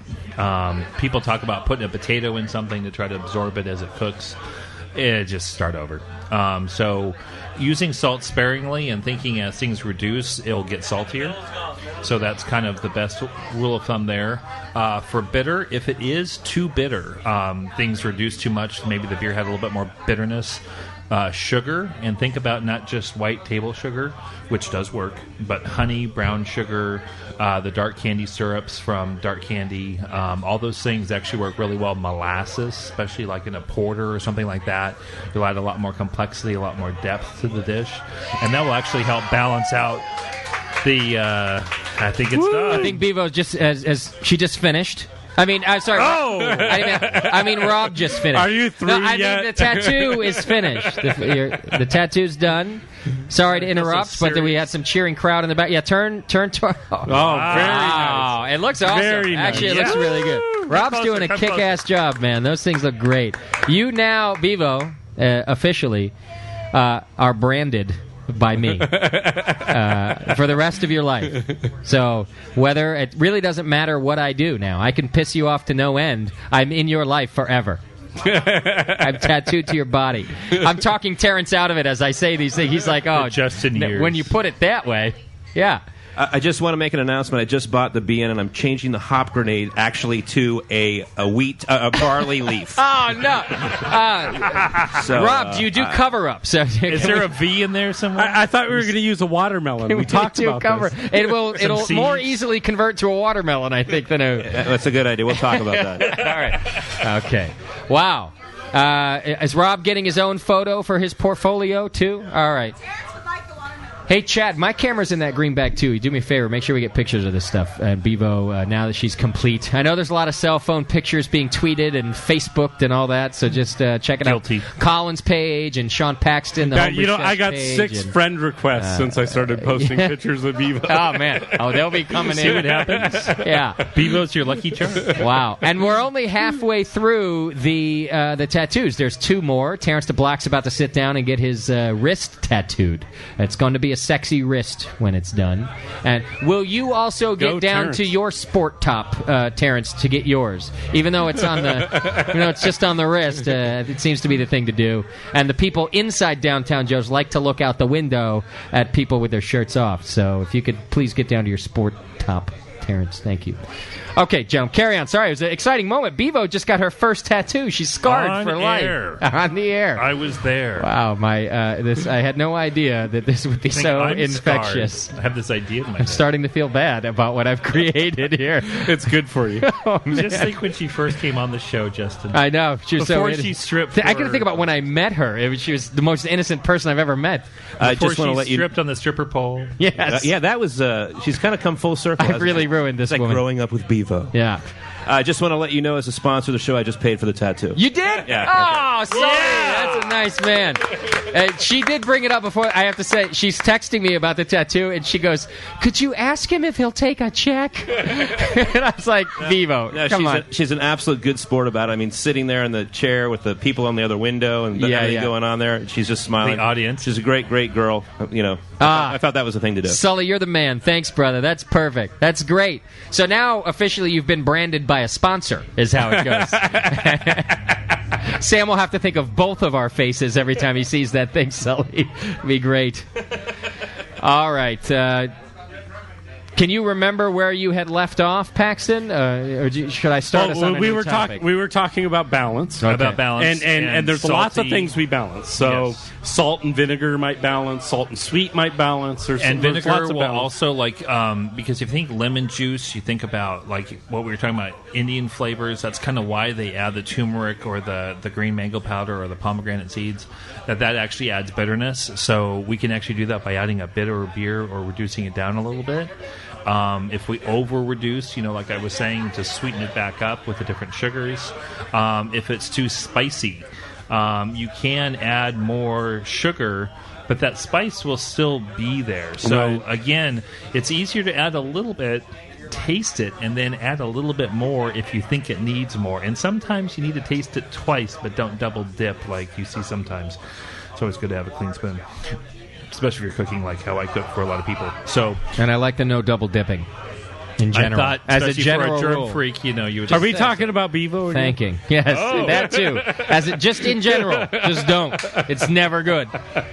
So that's really weird to really rethink and also think about how in which you taste and what is it going to go on and that's where you really need to rethink what and how the flavors are going to be acting and actually even think next time you go out to dinner or next thing that you make, just stop and really analyze it. Why does this work? Why does this mac and cheese work? Why do these buffalo wings work? I mean, you got that blue cheese dip. Okay, so let's say traditional buffalo wings. What are those? We have sweet, sour, vinegar. Yes. So you have 3 of the 4 components right there. What's the 4th? Salty. Salt. And you have salt too, yeah. But it's not overly salty. Not like a potato chip. The sea salt and vinegar potato chips, God, I just can't put that bag down because you get the crunch in there too. But that's where you really need to rethink how you taste and what you're tasting and why you're tasting it and what's in there. I mean, I know it's kind of a trippy thing, but it's a good and a bad thing to look at the ingredients that are actually on the label of the package that you're eating, Justin. So when you're looking at that ramen, look. So I don't look at those anymore because I already know. Yes, you memorize. Yeah, those. If we take everything else, I still look. If we take my 4+2 version, 4+2. I like that actually. Yeah, yes. 4+2 because certainly minty, unami you don't isn't always as strong want everything, as sour. and also you're not going to get that with a lot of things. Unami doesn't always happen in the dish, so no, but it does blend well. Oh, it does. Don't get me wrong. If you savory is He's such a fusion guy. Well, no, you know what? I actually tried to figure out how to add unami to beer for the longest time, and you should keep looking at that. But I don't think it's a desirable character in beer. Yeah, MSG in beer would be a little funky. I've tried it. Not in a commercial batch, but in a glass by glass. In a glass by glass basis, I've tried it. My only problem with MSG is anytime it's in food, especially like Chinese food, I'm so thirsty afterwards. It's just I can't. Oh, let's see. Make a beer that makes you thirsty. Oh, that'd be bad, wouldn't it? Salty peanuts served with that thing are spicy, and that's actually if you also think about too, like the bar snacks that are so common: salty pretzels, peanuts, all that stuff. I mean, it makes you thirsty. It's just the little thing that the bar owner or the bartender has learned. Hey, I'll get more tips because I have to buy more beer. So, I mean, it's all those little things, too. I mean, that affects how we taste. And it's also, in certain restaurants, like, they orchestrate it to do that. So. Okay, so why does salt work well with beer? Well, salt enhances. I mean, it's an enhancer. It opens up your palate, and it really just brings everything a whole nother layer. I always find sometimes as you taste something like, God, that just needs something else. Sometimes it just needs a little bit more salt. Actually, I learned that way back when I was about 16. I made the potato salad. I just kept adding the whole kitchen sink and putting everything in there. And by the time I was done, the same person was like, it still needs a little bit more salt. And sure enough, was she right? So okay, so let's run down this path. So which part of the salt is important? The sodium or the chloride? Or is it both? God, and is it both such a water guy? And is it both for different reasons? So if you use potassium chloride, what do you get? You know, to be honest, I've actually never used. You've never used sea salt? Well, I mean, okay, I do use a lot of sea salt actually. Okay, so that has more potassium, so that takes out some of the sodium. I actually did not know that. God, you were good. I use a lot of sea salt because actually it is a little bit more saltier than like a kosher salt. Kosher salt's a little bit more forgiving, so you can actually over salt and not realize it as easy because it's not as salty. I mean, I do have 20 different kinds of salt at home, but I do, really? Yeah. I have 3 kinds of salt, and I think I'm kind of a geek. So I actually kind of a geek.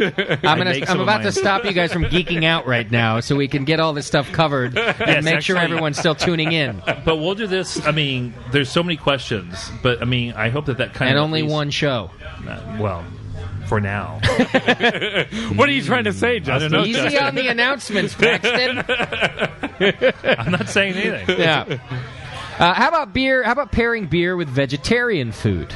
Totally. Now, this is, I think, another one of these open-ended questions because vegetarian food is not one dish, right? Vegetarian food is all French sorts of fries dishes. are vegetarian, but right? I think so. Well, depending on the oil, right? Yeah. So, I mean, just any tips about are they the same tips? Just go for the flavors you like, and well, it's not only just the flavors you like, but also think about caramelization, especially in vegetarian food. Obviously, if you're doing a raw diet, you can't caramelize because you can't cook anything over 118 degrees. But to understand, what it is, whether it's eggplant, potatoes, carrots, garbanzo beans. I mean, we can keep going on and on and on.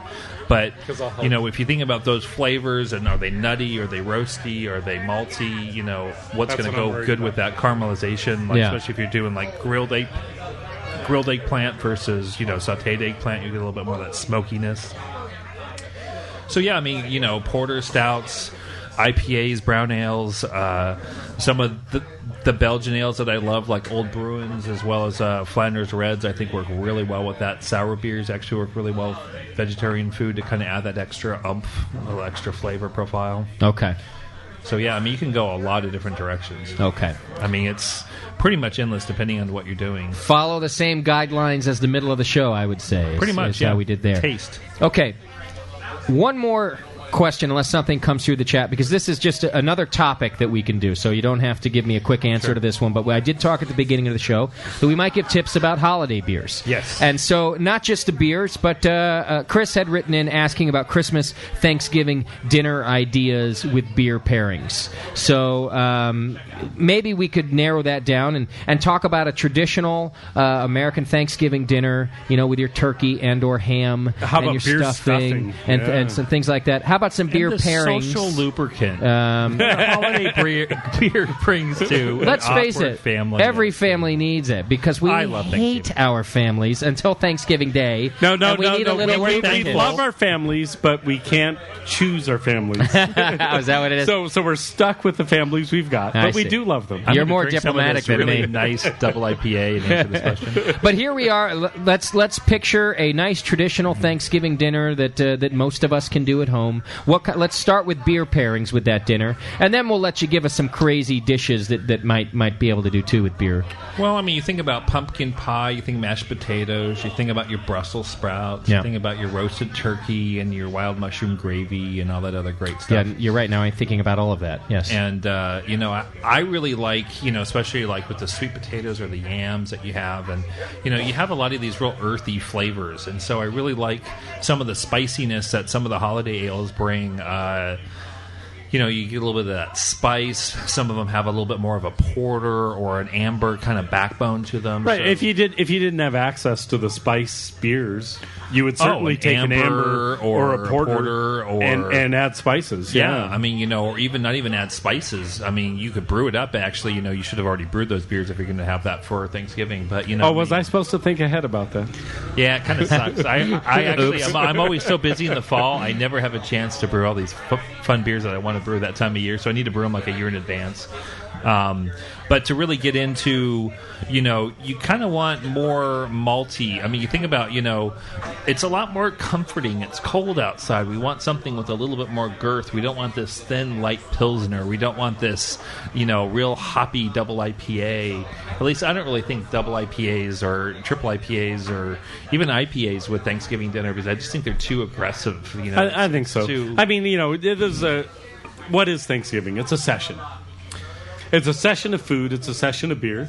It's also a beers. style of food. I mean, in I don't know. I mean, you can take Thanksgiving a lot of different directions. I just did it for Beer Advocate, where I took it in a Hispanic way and actually did a whole Hispanic style turkey, which is really fun. I actually used Imperial Stout in the mole gravy, and it worked really, really well with a cornbread stuffing with chorizo and caramelized onions and beer, and really fun stuff. So, I mean, again, you could take it a lot of different directions, but really, to kind of answer the question, I really look at the maltier beers, your brown ales, your porters, definitely like a Dortmunder. I know Tasty was talking about brewing one of those. That would be really tasty. I could really, and tasty. But also I can see the spiciness of some of the holiday beers work really well. I always like Anchor Christmas that time of year, especially as it just comes out. You could go a little different, with like the Maui coconut porter. I think would be kind of interesting. Ooh, I haven't ever tried that. I think that could be really interesting with the turkey. Oh, yeah. I also think a lot of the Belgian beers are really a lot of fun. Orval would be really, I think, a fun beer. It is a little bit more aggressive on the hoppiness, but you kind of get that little Brett character and not too strong. I mean, you could go so many different directions. Terrence is now sitting down. Just let me interrupt just for a second. He's now in the chair sitting down with his pure skin for the very last time. We're watching. It's a very good webcam I have, Terrence. We'll be able to see it. Oh, what if we can't see the tattoo? Hey, Rob, will green show up on Terrence's skin? It will, because Rob's got some, not like Terrence's skin. Well, you guys are close in shade. Will green show up, you think? It will. So people will be able to see Terrence's tattoo. Not just when he smiles. It's still... See, if you weren't my friend, Terrence, I would get letters about that. Yes, you would. But people know that they don't write me about that. They're more angry about me potentially being sponsored by Monster energy drinks than by my racist comments towards you. Can you believe? These are my listeners. They don't care. I could call you all the names in the world. They don't say a word. I say I'm now sponsored by Monster, and I get letters all day long. All right, so Terrence is getting ready to de-purify himself with a nice hop grenade tattoo right on his wrist. He's really manning up about it, too. He's not hiding this thing. His wife, Becca, is here. Becca, are you okay with this? You look a little sad because you won't be able to look at that arm again anymore. Yeah, you're worried about his skin. Good job, Bevo. All right. So I will tell you this just as a teaser. We're going to finish up the beer and food segment too, but I've roped a microphone cable over there. Producer Shat has, so we will be able to get a microphone on Terrence to see how this goes. It's probably the last on-air tattoo we're going to do tonight. There is another tattoo coming up, but we're not going to rush Rob through any of these, and it's getting toward the end of the show. But so we'll try to get some mic time with Terrence and his. Oh, so no, and the buzzing. I feel gypped here. Now I'm not even a listener, and I feel gypped. You do? Yeah, I didn't get the microphone for Bevo. I know. It was because Shat screwed up the setting up of the whole thing, and no, I did. I had brought a microphone for that, and we ended up down a mic. So what we're doing, Colin, actually, is stealing your mic for the end of the show and dragging it over there. So now you should feel really gypped, because not only did you not get Bevo, but you won't have a mic anymore. I see how it would have just been pathetic whimpering. You couldn't even speak. Even off the microphone, I'm asking you questions. You didn't answer. You just nodded and gave your husband the finger. I didn't even see her nod. It was all you did. It's always your fault, Sam. How do you feel now? Now it's fine, right? Now it kind of stings? All right. Looks great. Hop grenades everywhere. I'm really proud of myself. A lot of debauchery I've caused. My dad has a hop grenade. A few listeners have hop grenades. Nice. After tonight, most of my friends have hop grenades. So Justin, Not just a here's the real disposable one. question: when are you getting a hop grenade? I have them. I've got 3 of them. No, 2. I've got 2 of them already. I just don't have an official, like, giant single logo. Who would do that? That's a stupid thing to do. I think we need like the 10-inch tramp stamp on me. Yeah, on Justin. I would never get that thing. Just to show that you sold out. I'm gonna get a monster logo on my back.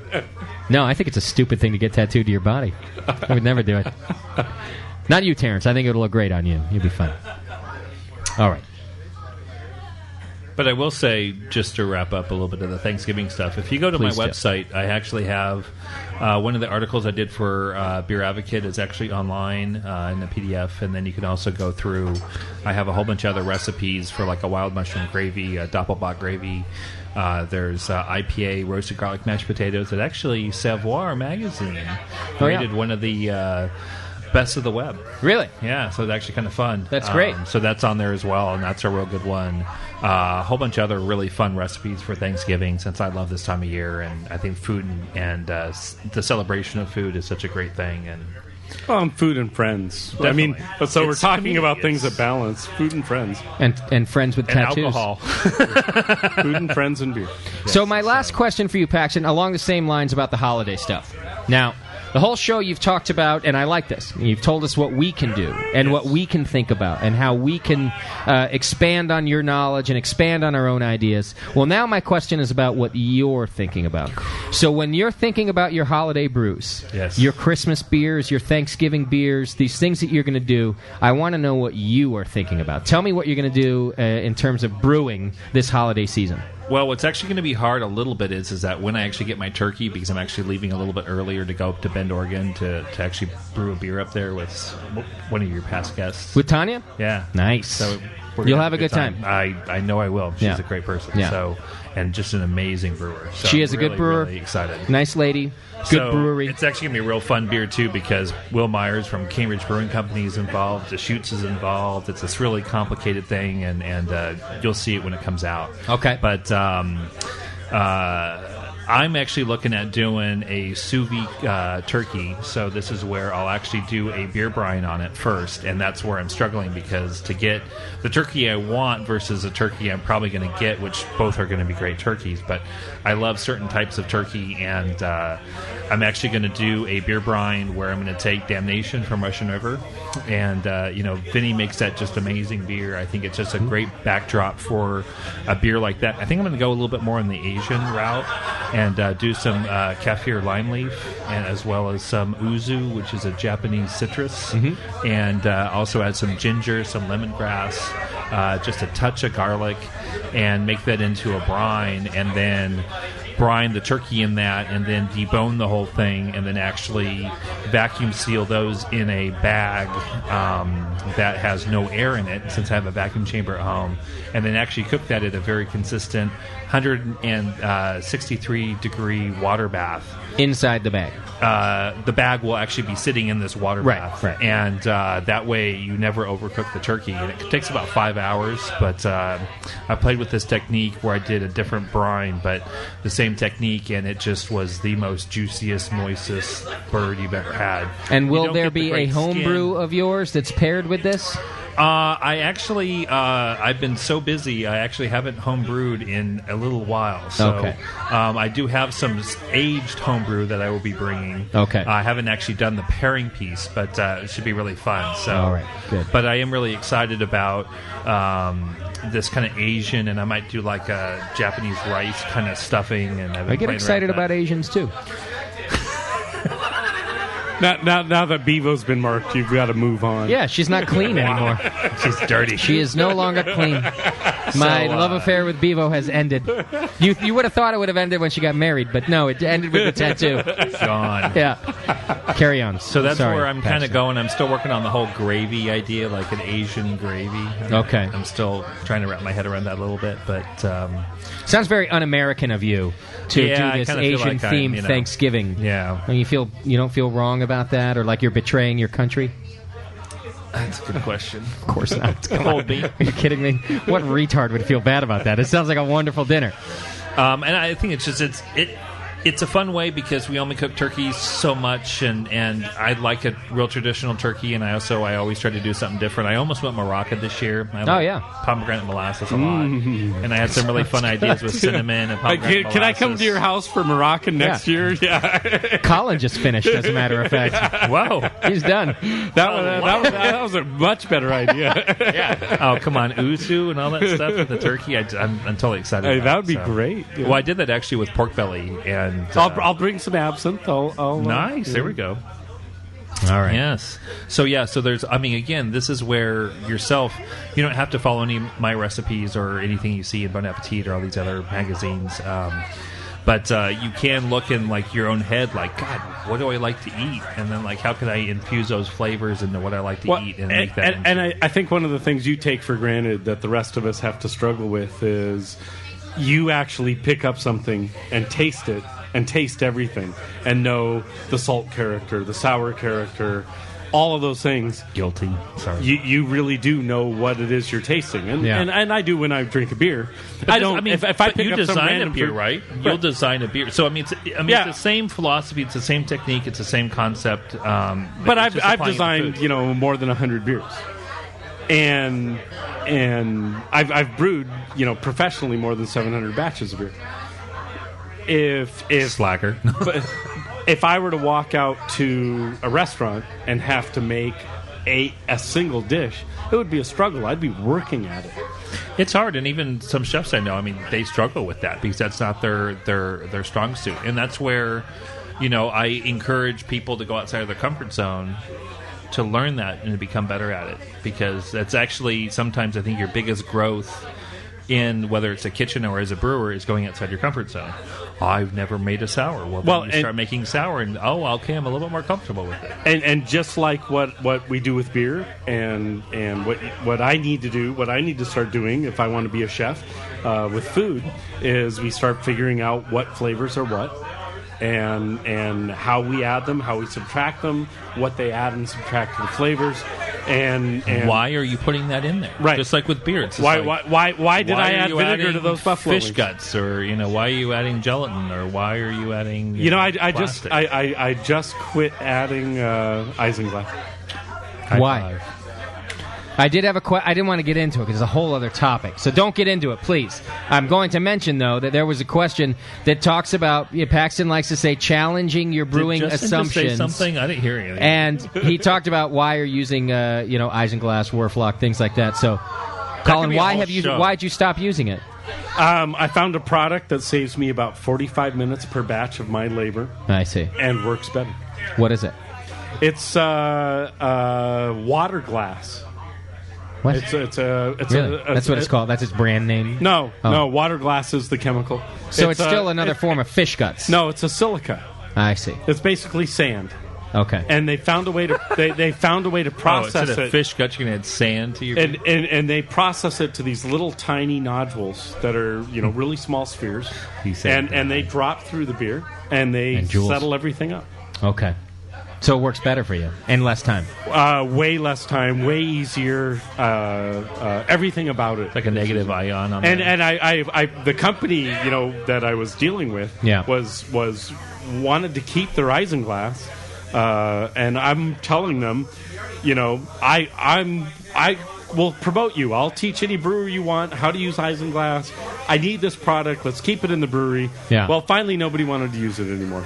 So I called up one of the brewers that had left a long time ago, and I said, "So what are you using?" And a Blue Frog brewery. Yeah. The brewer Blue Frog, whose name escapes me at this moment, says, "Oh well, I went to this new product." And so I switched over to it. I used it once, and I said, "Okay, this is phenomenal." Okay, amen. I was stupid for 2 years. I was stupid. Yeah. We're going to our last break. Paxton, you have 2 minutes, and I'm watching my clock right now, to summarize everything we've talked. I'm kidding. You don't have to summarize everything we've talked about tonight. But I would like you to give us. like to say one thing first. We could say 2 minutes worth of things. Your final words, if you would think about the cooking that we've talked about and holiday beers. If you would do that all in 2 minutes as we go to break. I'm putting you to the test. I'm training you, Paxton, for your life. You're going to be a media star. You're going to have to trust me on this. Okay. You're going to be a media man from here on out. I'm helping you grow your wings. You have 2 minutes to give us the goods. And go. First off, just happy Thanksgiving, everybody. Very good. Good start.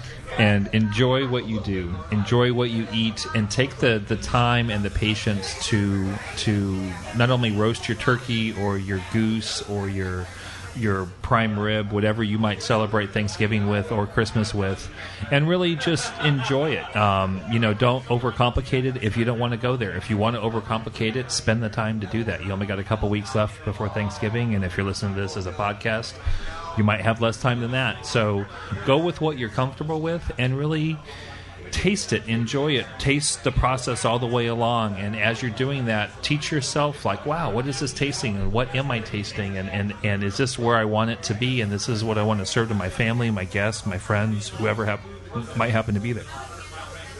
Wow, that was good.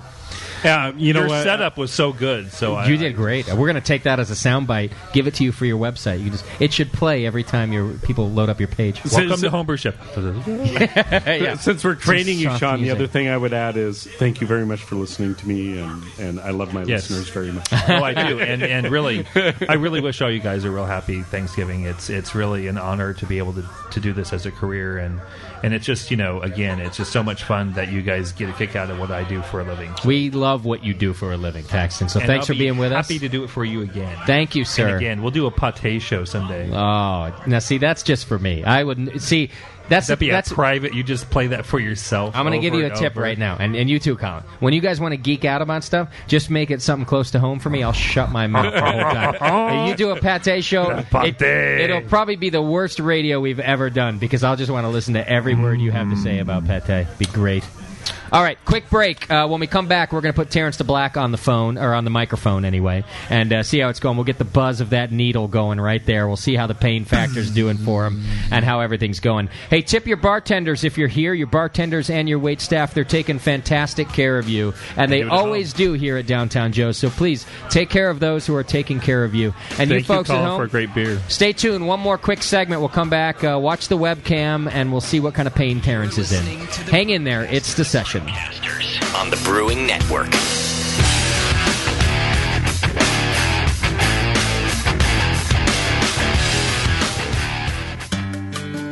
Williams Brewing is your online resource for prompt delivery of quality home brewing supplies. Since 1979, Williams Brewing has offered the finest equipment and freshest ingredients and the best customer service in the business. Cut hours off your brewing sessions by using one of their 11 varieties of famous Williams malt extract. Their Williams German Pils is mashed with pure German Moravian 2-row barley malt for a light blonde color and malty crispness you just can't get from other extracts. Or check out their unique fermenters, draft beer equipment, bottling aids, and more.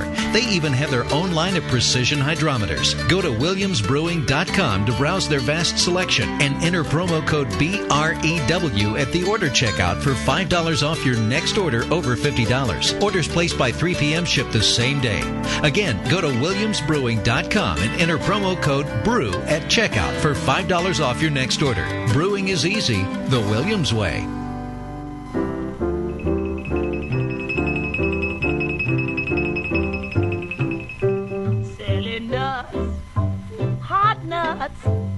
Anybody here wanna buy my nuts? Selling nuts, hot nuts. I've got nuts for sale. 1 for $5, 2 for $10. If you buy them once, you buy them again. Selling nuts, hot nuts. You buy them from the peanut man. Selling nuts, hot nuts. Anybody here wanna buy my nuts? Selling nuts, hot nuts. I've got nuts for sale. You tell me your nuts is mighty fine, but I bet your nuts ain't as hard as mine. Selling nuts, oh hot nuts. You buy them from the peanut man. Selling nuts, hot nuts. Anybody here wanna buy my nuts? Selling nuts, hot nuts. You buy them from the peanut man. They say your nuts is mighty small. Better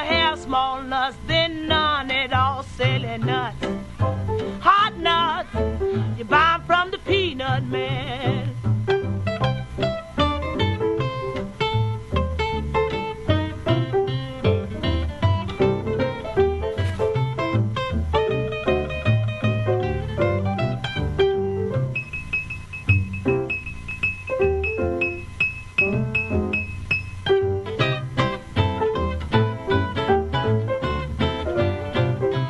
Selling nuts, hot nuts. Anybody here wanna buy my nuts? Selling nuts, all hot nuts. I've got nuts for sale. You see that man all dressed in brown. He's got the hottest nuts in town. Selling nuts, hot nuts. You buy 'em from the peanut man. Selling nuts, hot nuts.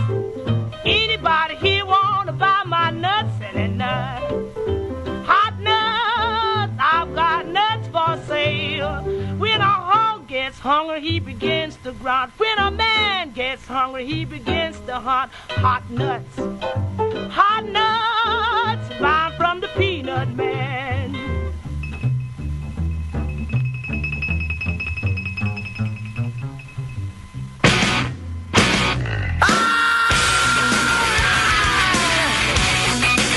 Keeping the ass out of Brewcast. This is the Brewing Network.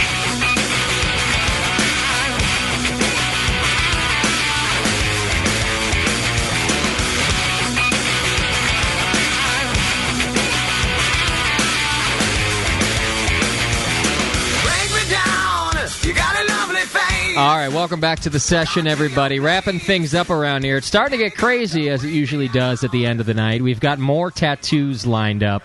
And right now, we're going to talk to Terrence DeBlack, who's getting his first tattoo. He's never had one before. And you can kind of hear the buzz in the microphone. Terrence, how's it going over there, buddy? It's going pretty good. It actually doesn't hurt as much as I thought it would. He's still just doing the outline, right? Yeah, you don't have to say that to me. I'm just saying. I thought the same thing, and I was like, oh, yeah, piece of cake. Next thing you know, like a girl. like Bevo's face showed on the webcam. I thought that she was giving birth or something when she was getting her tattoo. She looked like she was in really bad pain. It looked bad, right?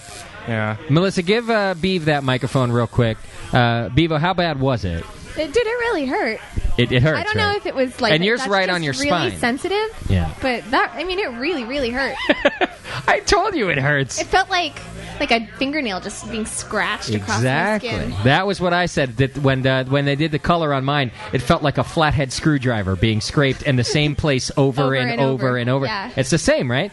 Listen, I don't pull any punches, Beav. I told you it's going to hurt like hell, and I was right. And you were right. And you got it on the spine too, which is Dude, my spine went numb. That was the best part. That was the I outsides of it. Keep going for the spine. I like that.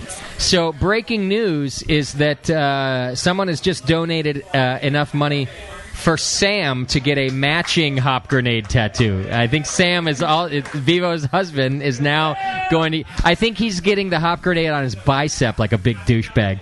Doucher. He's going to be like that muscle-headed douchebag with a hop grenade on his bicep. He's going to be like, look what a man I am. That's a grenade. Have you seen The Gun Show? Welcome to the gun show. That'll be his... Only not. That'll now be his motto. Welcome to the gun show with my hop grenade. So, Rob, how are you doing? Can you still do more tattoos? Are you hanging in there? He's good. He's a machine, man. Don't let him talk. He's focusing. Yeah. You're a machine. You're still going? Fine. You don't mind all these tattoos? Nope. Going to town. He says he's going to buy me some shoes. Daddy needs some new shoes. Mama. Oh, sorry. Listen, the guy's been doing great work. The buzz around here is how good the hop grenades look. If you saw Stu Baca's tattoo, he's still rolling around here. It looks fantastic. Looks good. Bevo's looks really good. I'm actually really happy with that because, I'll be honest, I was a little scared. I was like, Yeah, great, I'm going to have a stick figure of a version of a hop grenade on my back. Because we didn't know, right? No. Yeah, But I'm pleasantly surprised. We don't know what kind of Very tattoo good. artists we're going to get out here in I'm Napa. glad he didn't learn in prison. That makes me happy, too. I'm not glad about that. I wish he had. It turns out the Rob is fantastic. Victimized Tattoos. You can go to myspace.com/victimized tattoos and check out his work. Also, I'm sure that hop grenades will be tweeted and Facebooked all over the social networks for the next week from tonight's tattooing. And now, Rob, Bevo doesn't have a bandage or anything on her tattoo right now. She put all her clothes back on. She's all right? It's not like a big open wound that she has to worry about tonight? It's fine. No. Give us the basic care instructions. What does she have to do? Keep it clean, wash it, treat it like a sunburn.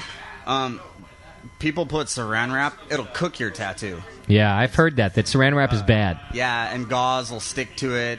I see. Let it do its thing. Okay. She has to put some grease or something on it, though, tomorrow?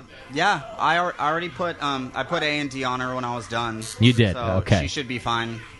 For the diaper rash. Until she takes a shower. And then she should reapply A&D tomorrow. Yes. Yeah. Terrence, you two, I have A&D for you guys. I'll share. Free of charge. I know you guys both live in Pinole and you're cheap bastards. So I will hand you my A&D. It's untainted. He's clergy, you know. Yeah, he's got it. Terrence has to watch his budget. Jesus doesn't pay well. Let's face it.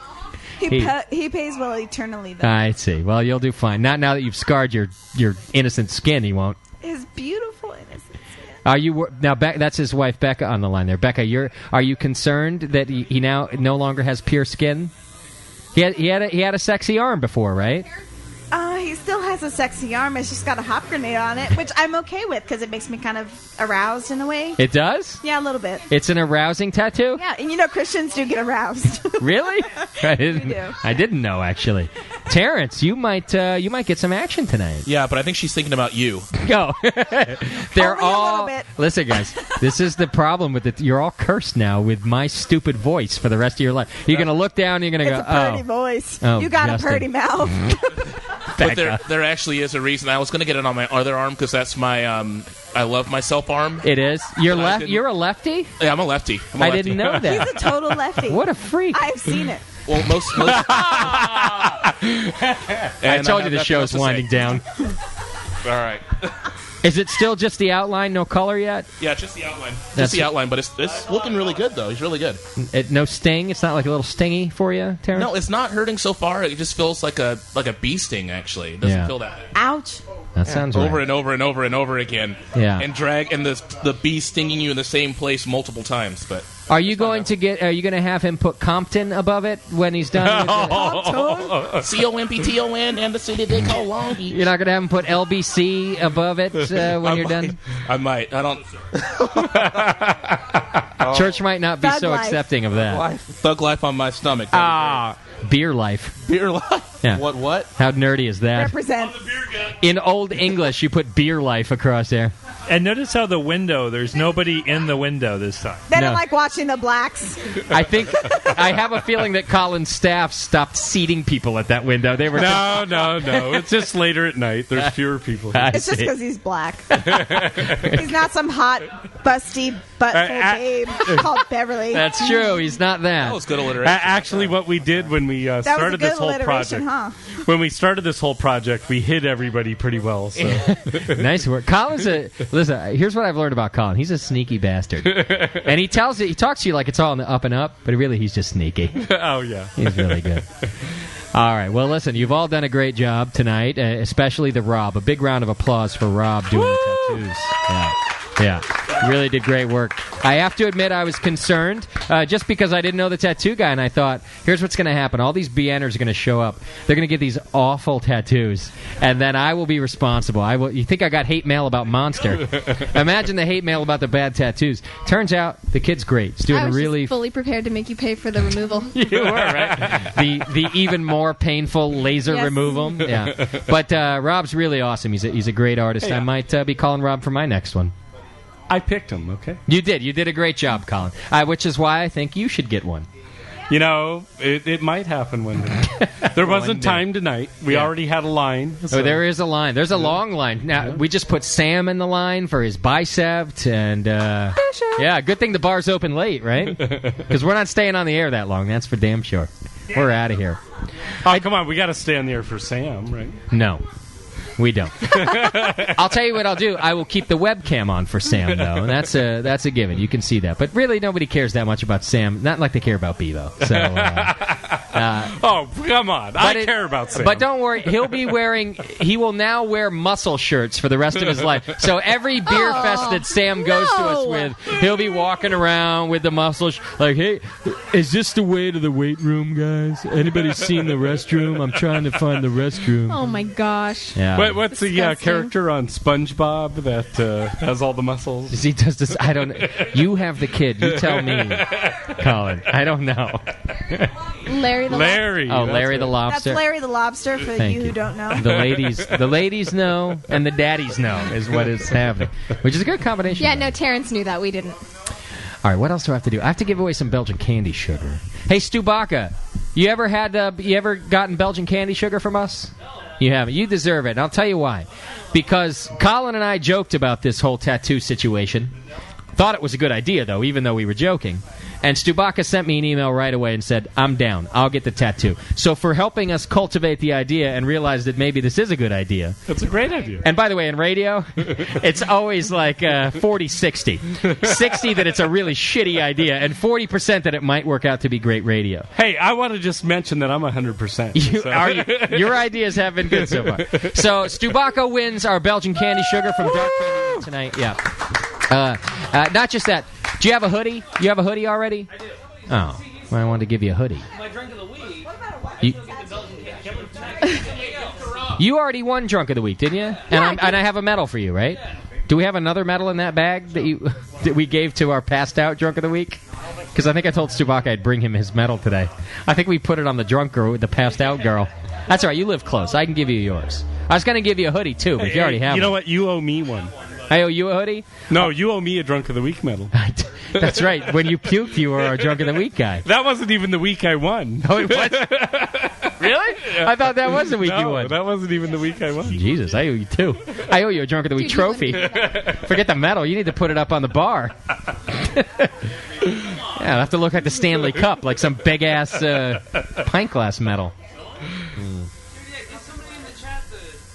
You want me to give away the Belgian candy sugar to somebody else? Beav, you want to pick? Was anybody extra nice to you in the chat room tonight? No.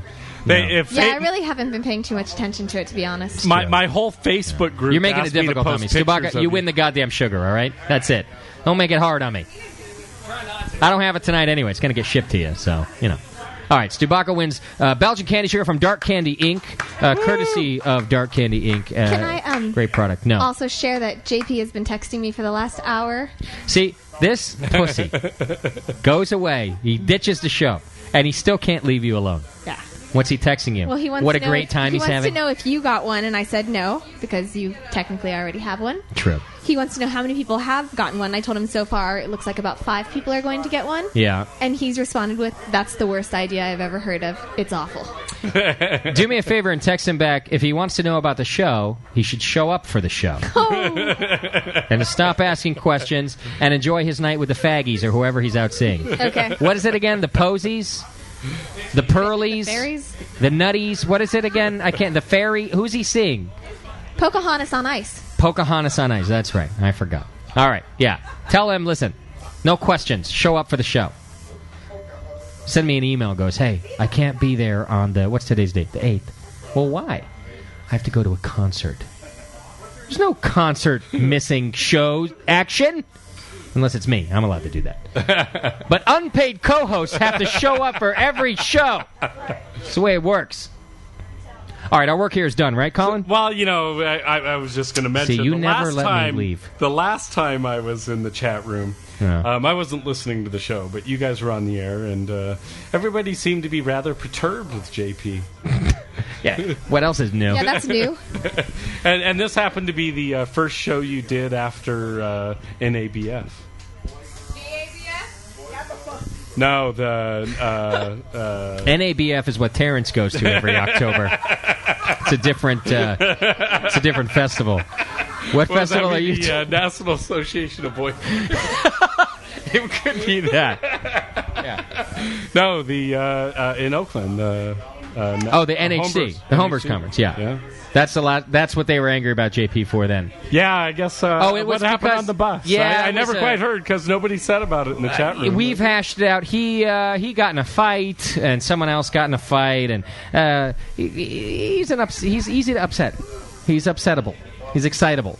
And I've known JP way longer than you guys have. So you know how excitable he is and upsettable he is. And his feelings get hurt easy, and his feelings were hurt. Also, he was kind of right. We had a douchey listener on the bus that JP had to... Everybody in the chat room decided that he needed some Xanax. We've decided that several times over. He's, yeah. I don't know what was said because This has been covered. It's not that I don't want to talk about it. And we have done entire episodes about JP needing Xanax. That's all. I was actually trying to dig into open wounds. He'll love you for it. I'm sure you'll get a phone call from him tomorrow, and he'll wish he had come here instead of Disney on Ice. All right, we're out of here. How about that? Thanks, everybody, for coming out. Listeners, it's always great to see you here, and I appreciate your support every time we come out to Downtown Joe's. It means a lot, not only to us, but obviously to Colin and the staff here at Downtown Joe's. Thank you, everyone. You make a Sunday night exciting out here with some beer and some fun and some tattoos and some hoary activity, Bevo, let's face it. Hey. I was talking about Terrence. I just wanted you to agree with me. Whatever. Terrence, you're doing a great job over there. Any final words from Terrence about the pain or anything else? It doesn't hurt that bad. I actually thought I was going to get a unicorn at first, but somebody talked you out of it? Yeah, jerks. Yeah, I know. Will you regret this tomorrow? Will anybody regret their tattoos tomorrow? Absolutely not. No. Bevo, no regrets yet? No. All right, wait till you see the The guy who got the temporary tattoo raised his hand. He's regretting with the temporary tattoo. He came up to me, and I was making fun of him as a joke. He had a temporary tattoo in his arm. He goes, I asked Colin, does this count? And Colin looked at me and said, hell no. And I said, yeah, Colin's more hardcore than I am about the tattoos. No, only real ink gets you the dollar beers. Yeah, he came up here to at me as Downtown I was Joe's. getting my tattoo, and I was like, you need to go stand over there. Yeah. Stubaka, Bevo, Terrence, soon-to-be Sam, all get dollar beers for as long as Colin is living here at Downtown Joe's. So this is a wonderful thing. And by the way, if you just show up in your Hop Grenade gear, your shirts, your hats, anything else, you also get a discount just for being a part of the BN Army, thanks to the wonderful people here at Downtown Joe's. Chad, great job today. Thank you for helping out. Tasty, you did great just looking pretty. I'm telling you. You were the sexiest guy sitting in a chair today. It was wonderful. Couldn't have done it without you doing that. Loved it. Thank you for being here. Kid with helmet, you did a great job, too. Nice to see you here. There's an 8-year-old hanging out now with a helmet. And nice to see you, buddy. Good job, kid. Good job. You did great tonight. Yeah, just by not falling and stuff. Although there are some marks on that helmet. You might have fallen once or twice. All right. It's creeping me out. We'll keep the webcam on because we got a couple tattoos left to do. And we're out of here. Colin, thanks, my brother. Thank you. We'll see you all. We'll see you all next week. Man, you thought JP was creepy. Bye, guys. That was JP 15 years ago. Bye, guys. We'll see you next week. Yeah,